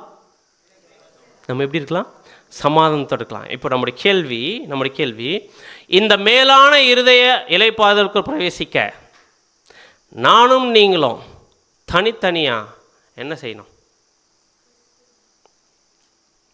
அப்படின்னு பார்த்தீங்கன்னா அதான் அப்போஸ்தலன் பவுல் எபிரேயர் 4:11 சொல்கிறார். வாசிங்க சிஸ்டர். எபிரேயர் 4:11 ஆகையால் அந்த திருஷ்டாந்தத்தின்படி ஒருவனாகிலும் கீழ்ப்படியாமையினாலே விழுந்து போகாதபடிக்கு நாம் இந்த இளைப்பாறுதலில் பிரவேசிக்க ஜாக்கிரதையா இருக்க கடவுள். எப்படி இருக்கணுமா? நீங்களும் நானும் ரொம்ப ஜாக்கிரதையா இருக்கணும். நான் திருவிழத்தில் அழகாக போட்டிருக்கு, கடைசி லைன் மட்டும் வாசிச்சிட்டேன். நாம் தேவனுடைய இளைப்பாறுதலுக்குள் நுழைய கடினமாக முயற்சி. அன்புக்குரிய சகோதர சகோதரி, இந்த இளைப்பாறுதலுக்குள்ள பிரவேசிக்கிறதுக்கு நம்ம என்ன பண்ணணுமா? கடினமா என்ன பண்ணணும்? முயற்சி பண்ணணும், உழைக்கணும். உழைக்காம இந்த இளைப்பாறுதல் என்ன பண்ண முடியாது, போக முடியும். அப்படின்னா இந்த உழைக்கிறது அப்படின்னு சொல்லும்போது இது டு கிவ் டெலிஜென்ஸ் என்ன பண்ணணும் பார்த்தீங்கன்னா, மிகப்பெரிய விடாமுயற்சி என்ன பண்ணணும், நம்ம போராடணும், முயற்சி பண்ணணும். அதே நேரத்தில் மிகப்பெரிய எஃபோர்ட் போடணும். அதற்காக ரொம்ப ரிஸ்க் எடுக்க வேண்டியது இருக்குது அந்த இளைப்பாறுதலை பெற்றுக்கொள்றதுக்கு. அது மட்டும் இல்லாமல் இந்த இளைப்பாறுதல் ஜஸ்ட் லைக் தான் நமக்கு என்ன பண்ணல, தேவன் இந்தாங்கப்பா வச்சுக்கங்க இளைப்பாறுதல் அப்படி கொடுக்கல. நம்ம ஹார்ட் ஒர்க் பண்ணி தான் என்ன பண்ண முடியும், இந்த இளைப்பாறுதலை பெற்றுக்கொள்ள முடியும். அப்படின்னா இந்த ஒரு ஹார்ட் ஒர்க் பண்ணி இந்த இளைப்பாறுதலை பெற்றுக்கொள்ளக்கூடிய கண்டிஷன் நம்ம இருக்கிறோம் இல்லைங்களா? அப்படின்னா இன்னைக்கு இந்த ஒரு வாழ்க்கையில் திங்க் பண்ணி பார்க்கலாம், கான்சன்ட்ரேட் பண்ணல நமக்கு ப்ராப்ளமே இல்லையா? ப்ராப்ளமே இல்லையா பிரதர்? இதுக்கப்புறம் ஏகப்பட்ட பிரச்சனை வருது, கரெக்டுங்களா? அப்படின்னா இவ்வளோ பெரிய ஒரு ப்ராப்ளம் வரும்போது ஆனால் எப்படி இருக்கு சொல்கிறார், நம்மளை ரிலாக்ஸாக இருங்கன்னு சொல்கிறார். எப்படி இருக்க முடியும் அப்படின்னா நம்முடைய ஆண்டவராக இயேசு கிறிஸ்து சொல்கிறார், ரிலாக்ஸாக இருங்கப்பா, எல்லாத்தையும் யார்கிட்ட கொடுத்துருங்க என்கிட்ட. வசனம் வாசிக்கலாம். மத்தேயு 11:28-30. மத்தேயு 11:28 முதல் வருத்தப்பட்டு பாரம் சுமக்கிறவர்களே, நீங்கள் எல்லாரும் என்னிடத்தில் வாருங்கள், நான் உங்களுக்கு இளைப்பாறுதல் தருவேன். கொடுக்குறேன், காட்ஸ் ரெஸ்ட்டை உங்களுக்கு கொடுக்குறேன். எல்லாத்தையும் என்கிட்ட என்ன பண்ணீங்க, வருத்தப்பட்டு பாரம் சுமக்கிறவர்களே. அப்படின்னா வருமா வராதா? வரும். எல்லாத்தையும் யார்கிட்ட ஹேண்ட் ஓவர் பண்ணிடணும்? தேவனே இளைப்பாறிட்டு இருக்கிறாரு. யார்கிட்ட ஹேண்ட் ஓவர் பண்ணிட்டு? கிறிஸ்துக்கிட்ட ஹேண்ட் ஓவர் பண்ணிட்டு. அப்படின்னும் போது நம்ம வருத்தப்பட்டு பாரம் சுமக்கலாமா? யார்கிட்ட கொடுத்தோன்னு இப்போ கிரைஸ்துல தான் சொல்கிறாரு. அடுத்தது, நான் சாந்தம் மனத்தாழ்மையாக இருக்கிறேன், என் நுகத்தை உங்கள் மேல் ஏற்றுக்கொண்டு என்னிடத்தில் கற்றுக்கொள், அப்போது உங்கள் ஆத்துமாவுக்கு என்ன கிடைக்கும், இளைப்பாறுதல் கிடைக்கும். அப்படின்னு நம்முடைய ஆண்டவராக இயேசு இளைப்பாறுதல் கொடுத்துருக்கிறாரு, நமக்கு கொடுத்துருக்கிறாரு. எப்போ கொடுத்துருக்கிறாரு நமக்கு? கான்சக்ரேஷன் ஒரு ரெஸ்ட். நமக்கு கான்சக்ரேட் பண்ணோம் பார்த்தீங்களா, அதுவே நமக்கு ரெஸ்ட் தான். ஏன் அந்த இடத்துல நம்ம என்ன பண்ணுறோன்னு பார்த்தீங்கன்னா, எப்போ கான்சக்ரேட் பண்ணோமோ முழுமையாக நம்மளை அர்ப்பணிச்சுப்போம், அப்போ என்ன பண்ணிட்டுன்னு பார்த்தீங்கன்னா, நம்மளோட சுய விருப்பத்தையும் எல்லாத்தையும் வெறுத்துட்டு எல்லாமே கிறிஸ்துன்ற தலையினுடைய கீழாக நம்ம வளர்கிறதுக்கான முழு விருப்பத்தை அவர் கையில் கொடுத்துட்டோம். கொடுத்ததுக்கப்புறமா நம்மளை அதுக்கப்புறம் நம்மளை நீதிமான்களாக்கி நமக்கு பரிசுத்தாவி கொடுத்து நமக்குள்ள புது சிருஷ்டி யார் உருவாக்குனது? இதெல்லாம் நம்ம செஞ்சோமா? ஆக்சுவலாக நம்ம தேவன் கிரைஸ்ட் கிட்ட ஃபுல் சரண்டர் பண்ணிவிட்டு அமைதியாக ரெஸ்ட் எடுத்தோம். ஆட்டோமேட்டிக்காக என்ன பண்ணுறாரு, எல்லாத்தையுமே கிரைஸ்ட் நம்ம லைஃப்பில் செய்ய ஆரம்பிச்சிட்டார். அதோடு நெடுஞ்சிடுமா அப்படின்னு பார்த்தீங்கன்னா இதுதான் ஆரம்பம். இதுதான் கான்சக்ரேஷன் ரெஸ்ட் தான் ஆரம்பம். அடுத்து எதுக்குள்ளே போனோம்? சாங்க்டிஃபிகேஷன் ரெஸ்ட்டுக்குள்ளே போகணும். அப்படின்னு அர்த்தம் பரிசுத்தமாக்குதலுக்குள்ளே போகணும். அப்படின்னா இந்த அர்ப்பணிச்ச அந்த ஒரு வாழ்க்கைக்கு ஏற்ற மாதிரி ஒரு வாழ்க்கை வாழணும். அப்படி வாழ்க்கை வாழும்போது நம்ம விடாமுயற்சியோட முயற்சி பண்ணணும். அதே நேரத்தில் மனத்தாழ்மையோட தேவனுடைய சித்தத்துக்கு என்ன பண்ணணும், ஒப்பு கொடுக்கணும். தேவனுடைய கொள்கைக்கு எப்போவுமே கீழ்ப்படிவுலாம் இருக்கணும். அப்படின்னு இந்த ஒரு ரெஸ்ட்டுக்குள்ளார எங்கெங்கெல்லாம் இருக்கலாம்? வெரி கிளிஷால் மட்டும் வீட்டில், வேலை செய்கிற இடத்துல, எல்லா இடத்துலையும் இந்த ரெஸ்ட்டில் இருக்கலாம். அதே நேரத்தில் தேவன் நமக்கு என்ன சூழ்நிலை அனுமதிக்கிறாரோ அந்த சூழ்நிலைக்கு ஏற்ற மாதிரி தேவனுக்கு நம்ம சரண்டர் பண்ணிட்டு என்ன பண்ணோம், எல்லா இடத்துலையும் இந்த ரெஸ்ட்டுக்குள்ளே இருக்கணும். அதே நேரத்தில் இதோட முடிஞ்சா அப்படின்னு பார்த்தீங்கன்னா இல்லை, கடைசியாக என்ன ஆகுதுன்னு பார்த்தீங்கன்னா க்ளோரிஃபிகேஷன் ரெஸ்ட்டு, மகிமையில் அடையிறோம் அந்த ரெஸ்ட்டு. அப்படின்னா மாம்சத்தில் மறித்து ஆவியில் என்ன பண்ணணும் பார்த்தீங்கன்னா உயிர் தெழக்கூடிய அந்த கண்டிஷனுக்கு போகிற வரைக்கும் என்ன பண்ணணும், சாகிற வரைக்கும் இந்த இளைப்பாறுதலுக்கு நம்ம பிரவேசிக்கணும். அப்படின்னா கொஞ்சம் திங்க் பண்ணி பாருங்கள். இந்த 3 கான்சக்ரேஷன் ரெஸ்ட்டு, பரிசுத்தமாக்கப்படுதல், மகிமையாக்கப்படுதல், இந்த இளைப்பாறுதலுக்குள்ளே பிரவேசிக்கணும்னா என்ன பண்ணணும், நம்ம என்ன பண்ணணும், ஹார்ட் ஒர்க் பண்ணணும். கரெக்டாக விடாமுயற்சியோட போராடணும். விடாமுயற்சியோட போராடணும்னா எது கிடைக்கும், இந்த ரெஸ்ட்டு கிடைக்கும். எப்படி பிரதர் விடாமுயற்சியோட போராடணும்னா ரெஸ்ட் இல்லாமல் தானே இருக்கும்? எப்படி ரெஸ்ட்டு கிடைக்குமாமா? அதான் அழகாக பிரதர் ரசல் ரீப்ரின்ஸ் 1:886 சொல்கிறார். Washing sister. நம்முடைய வாழ்க்கையிலும் நமக்கு நியமிக்கப்பட்ட அவருடைய பணியிலும் கர்த்தருடைய சித்தத்தை செய்ய நாம் எவ்வளவு கடினமாக உழைக்கிறோமோ, தேவனுடைய சித்தத்தை செய்ய எவ்வளோ கடினமாக உழைக்கிறோமோ அவ்வளவு அதிகமாக நம்முடைய சமாதானமும் உண்மையான இளைப்பாறுதலும் பெருகும். எவ்வளோ கிடைக்குமாம்மா? எந்த அளவுக்கு ஹார்ட் ஒர்க் பண்ணுறோமோ தேவனுக்காக, தேவனுடைய ஊழியத்துக்காக, அந்த அளவுக்கு என்ன கிடைக்குமா? நமக்கு இளைப்பாறுதல் கிடைக்குமா? அடுத்து சொல்கிறா பாரு, ரீப்ரின்ஸ் 2535 வாசிங் சிஸ்டர். கர்த்தருக்குள் நம்முடைய இளைப்பாறுதல் நாம் அவர் மேல் வைத்துள்ள விசுவாசத்தை போலவே முழுமையானதாக இருக்கிறது. எப்படி இருக்குதம்மா? நம்ம அவர் மேலே அந்த அளவுக்கு விசுவாசம் வச்சிருக்கோம், அந்த அளவுக்கு நம்ம இளைப்பாறுதல் இருக்குது. அப்படி வாசிங்க. முழுமையாக விசுவாசிக்கிறவன் முழுமையாக இளைப்பாறுகிறான். முழுமையாக கிரைஸ்ட் மேலே விசுவாசம் வச்சா எப்படி இருக்கலாம்? ஃபுல்லாக நம்ம பார்த்து ரெஸ்ட் எடுக்கலாம். அடுத்தது, அரைக்குறையாக மட்டுமே விசுவாசிக்கிறவன் அரைக்குறையாகவே இளைப்பாறுகிறான். பாதி ஃபெய்த் மட்டும் கிரைஸ்ட் மேலே வச்சா எப்படிதான் இருப்போம்? நம்ம பாதி இளைப்பாறுதல் இருக்கோம், பாதி எப்படி இருக்கோம்? நிம்மதி இல்லாமல் இருக்கும். அடுத்தது, ஒரு ஆவிக்குரிய இஸ்ரவேலனின் சிறந்த நிலை என்பது அவனுடைய தற்போதைய அனுபவத்தில் ஒரு பூரண இளைப்பாறுதலையும் ஒரு பூரண ஓய்வு நாளை கை கொள்ளுதலையும். யோசிச்சு பாருங்க. அதான் சொல்றாரு, ஆவிக்குரிய இஸ்ரவேலுடைய சிறந்த நிலை, ஒரு சூப்பரான ஒரு ஸ்டேஜ் எது அப்படின்னு பார்த்தீங்கன்னா, அவங்க எதில் இருப்பாங்கன்னு பார்த்தீங்கன்னா, அவனோட தற்போதைய அனுபவத்தில் ஒரு பூரணமான இளைப்பாறுதல், பூரணமான ஓய்வுனால என்ன பண்ணிட்டு இருப்பாங்க? அவங்க அனுபவிச்சுட்டு இருப்பாங்க. அப்படியே வாசிங்க. அத்துடன் வேறொரு மற்றும் இன்னும் முழுமையான இளைப்பாறுதலுக்காக, அதாவது தேவனுடைய ஜனங்களுக்காக காத்து கொண்டிருக்கிற மெய்யான இளைப்பாறுதலுக்காக காத்திருந்து அதற்காக பிரயாசப்படுவதுமாகும். ஆகையால் அவருடைய இளைப்பாறுதலுக்குள், அதாவது ஓய்வு நாளுக்குள் பிரவேசிக்க பிரயாசப்படுவோமாக. அதே அவ்விசுவாசத்தின், அதாவது மாம்ச இஸ்ரவேலரின் மாதிரியின்படி ஒருவனும் விழாதபடிக்கு கவனமாய். இந்த இளைப்பாறுதல் அவங்க மிஸ் பண்ண மாதிரி நம்ம என்ன பண்ணக்கூடாதுன்னு பார்த்தீங்கன்னா, மிஸ் பண்ணிடக்கூடாது. அப்படின்னா இந்த இளைப்பாறுதல், தேவனோட இளைப்பாறுதல் நம்ம எல்லாம் பிரவேசிச்சுமா நம்முடைய ஆண்டவராக இயேசு கிறிஸ்து மூலமாக நமக்கு என்னென்ன ரெஸ்ட் கிடைக்குது அப்படின் போது நாம் பார்க்குறோம். நம்முடைய ஆண்டவராக இயேசு கிறிஸ்து இந்த பூமியில் பாவம் இல்லாத ஒரு மனுஷனாக வந்திருக்கிறாரு. அது மட்டும் இல்லாமல் அவர் அந்த பாவம் இல்லாத மனுஷனை வந்து நமக்கு என்ன கொடுத்துருக்காரு பார்த்தீங்கன்னா, ஈடுபலியை கொடுத்துருக்கிறாரு. ஈடுபலியை கொடுத்தது மட்டும் இல்லாமல் அடுத்து என்ன ரெஸ்ட் கொடுத்துருக்காருன்னு பார்த்தீங்கன்னா, சின்ன ஆஃபரிங் என்ன பண்ணியிருக்காரு? மறிச்சிருக்கிறாரு. அதே நேரத்தில் தேவனுடைய வல்லமையினால் ஒரு உயிர் தேர்ந்திருக்கிறாரு. உயிர் தேர்ந்த அவர் தேவன்கிட்ட இருந்து அந்த ஒரு மிகப்பெரிய அதிகாரத்தையும் அந்த ஒரு அத்தாரிட்டியும் வாங்கினா பார்த்தீங்கன்னா உட்காந்துருக்கிறாரு. அது மட்டும் இல்லாமல் ஆதாமுடைய பாவத்தில் இருக்கிற நம்மளை மீட்டெடுத்து ஒரு புதிய ஒரு சுபாவத்துக்குள்ளே நம்மளை கொண்டு போயிட்டு இருக்கிறாரு. அதே நேரத்தில் நம்மளை என்னவா மாற்றிருக்காருன்னு பார்த்தீங்கன்னா, தேவனுடைய குமாரர்களாகவும் மாற்றிருக்கிறாரு. அதில் நம்ம பரிசுத்தாவி கொடுத்து டெய்லி நமக்கு அட்வொகேட்டினுடைய அந்த ஊழியத்தையும் பண்ணிட்டு இருக்கிறாரு.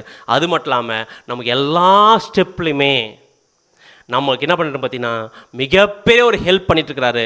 அது மட்டும் இல்லாமல் நம்ம மாம்சத்தையும் உலகத்தையும் சாத்தானை ஜெயிக்கிறதுக்கு என்ன பண்ணுறது பார்த்தீங்கன்னா மிகப்பெரிய ஹெல்ப் பண்ணுறாரு. ஜெயிக்கிறது மட்டும் இல்லை, நம்ம அவர் கூட பங்காளிகள் ஆகிறதுக்கு ஒரு வாய்ப்பு கொடுக்குறாரு. அது மட்டும் இல்லை, உலக ஜனங்களுக்கு உயிர் தெழுப்ப வச்சு அவங்களுக்கு புது உடன்படிக்கை நம்ம கொடுக்க போகிறாரு. புது உடன்படிக்கை கொடுத்து உலக ஜனங்களை மரணத்திலேருந்து மீட்டெடுத்து பர்ஃபெக்டான ஒரு எர்த்தா என்ன பண்ண போகிறாரு? மாற்ற போகிறார். இது எல்லாத்துலேயுமே மிகப்பெரிய ஒரு இளைப்பாறுதல் ஃபர்ஸ்ட் இப்போ யார் கிடைச்சிருக்குது? நமக்கு கிடைச்சி. அதான் வசனம் வாசிக்கலாம். ஏசாயா 32:18. ஏசாயா 32:18.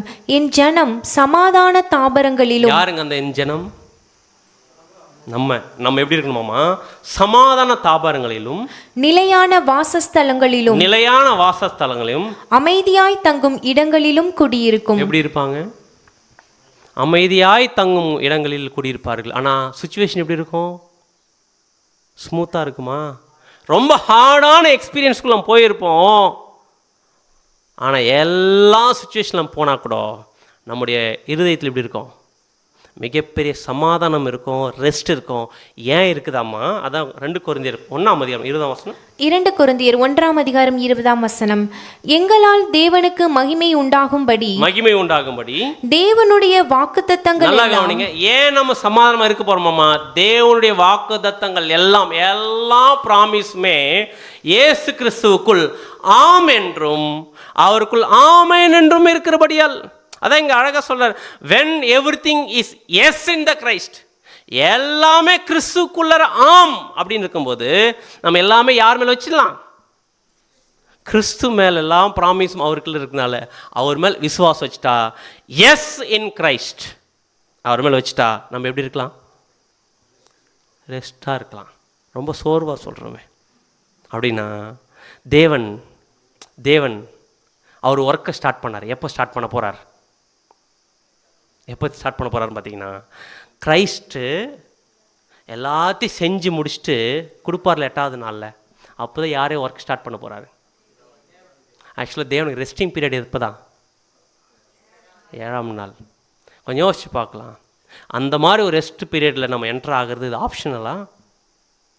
Entering into God's rest is not optional. இது ஒரு சஜஷன் இல்லை, இது இட்ஸ் எசென்ஷியல். இது கண்டிப்பாக அத்தியாவசிய தேவை நமக்கு. ஏன்னா இந்த ஒரு பூமியில் வாழ்கிற வரைக்கும் நம்ம என்ன பண்ணிட்டு தான் இருக்கணும் பார்த்தீங்கன்னா, நம்ம நாளுக்கு நாள் இன்க்ரீஸ் ஆகிட்டே இருக்கணும் நம்முடைய இந்த ஒரு ரெஸ்ட்டு. எது வரைக்கும் அப்படின்னு பார்த்தீங்கன்னா, தேவன் நம்மளை பார்த்து உங்களுக்கான நிச்சயத்துக்கான ஒரு ரெஸ்ட்டு வந்துடுச்சு அப்படின்னு சொல்லி நீங்கள் உள்ளே போயிட்டீங்கன்னு சொல்கிற வரைக்கும் என்ன பண்ணிட்டு இருக்கணும்? நம்ம என்ன பண்ணிட்டுருக்கணும்? ஒர்க் பண்ணிகிட்ருக்கணும். அப்படி ஒர்க் பண்ணிகிட்டு இருந்தா இப்போது இருக்கக்கூடிய இந்த ஒரு ஹார்டான சுச்சுவேஷனில், டஃப்பான சுச்சுவேஷன் எப்படி தான் இருக்கும் பார்த்தீங்கன்னா, ஃபுல் ஃபெய்த்தோட எப்படி இருக்கலாம்? ரெஸ்ட்டாக இருக்கலாம். ஸோ தேவன் தாமே நம் அனைவரையும் ஆசீர்வதிப்பாராக. இந்த ஒரு வாய்ப்பை நமக்கு ஏற்படுத்தி கொடுத்த நம்முடைய பிதாவாகிய தேவனுக்கும் நம்முடைய ஆண்டவராகிய இயேசு கிறிஸ்துவுக்கும் நம் நன்றிகளையும் ஸ்தோத்திரத்தை நம்ம எடுத்துக்கொள்வோம். ஆமென்.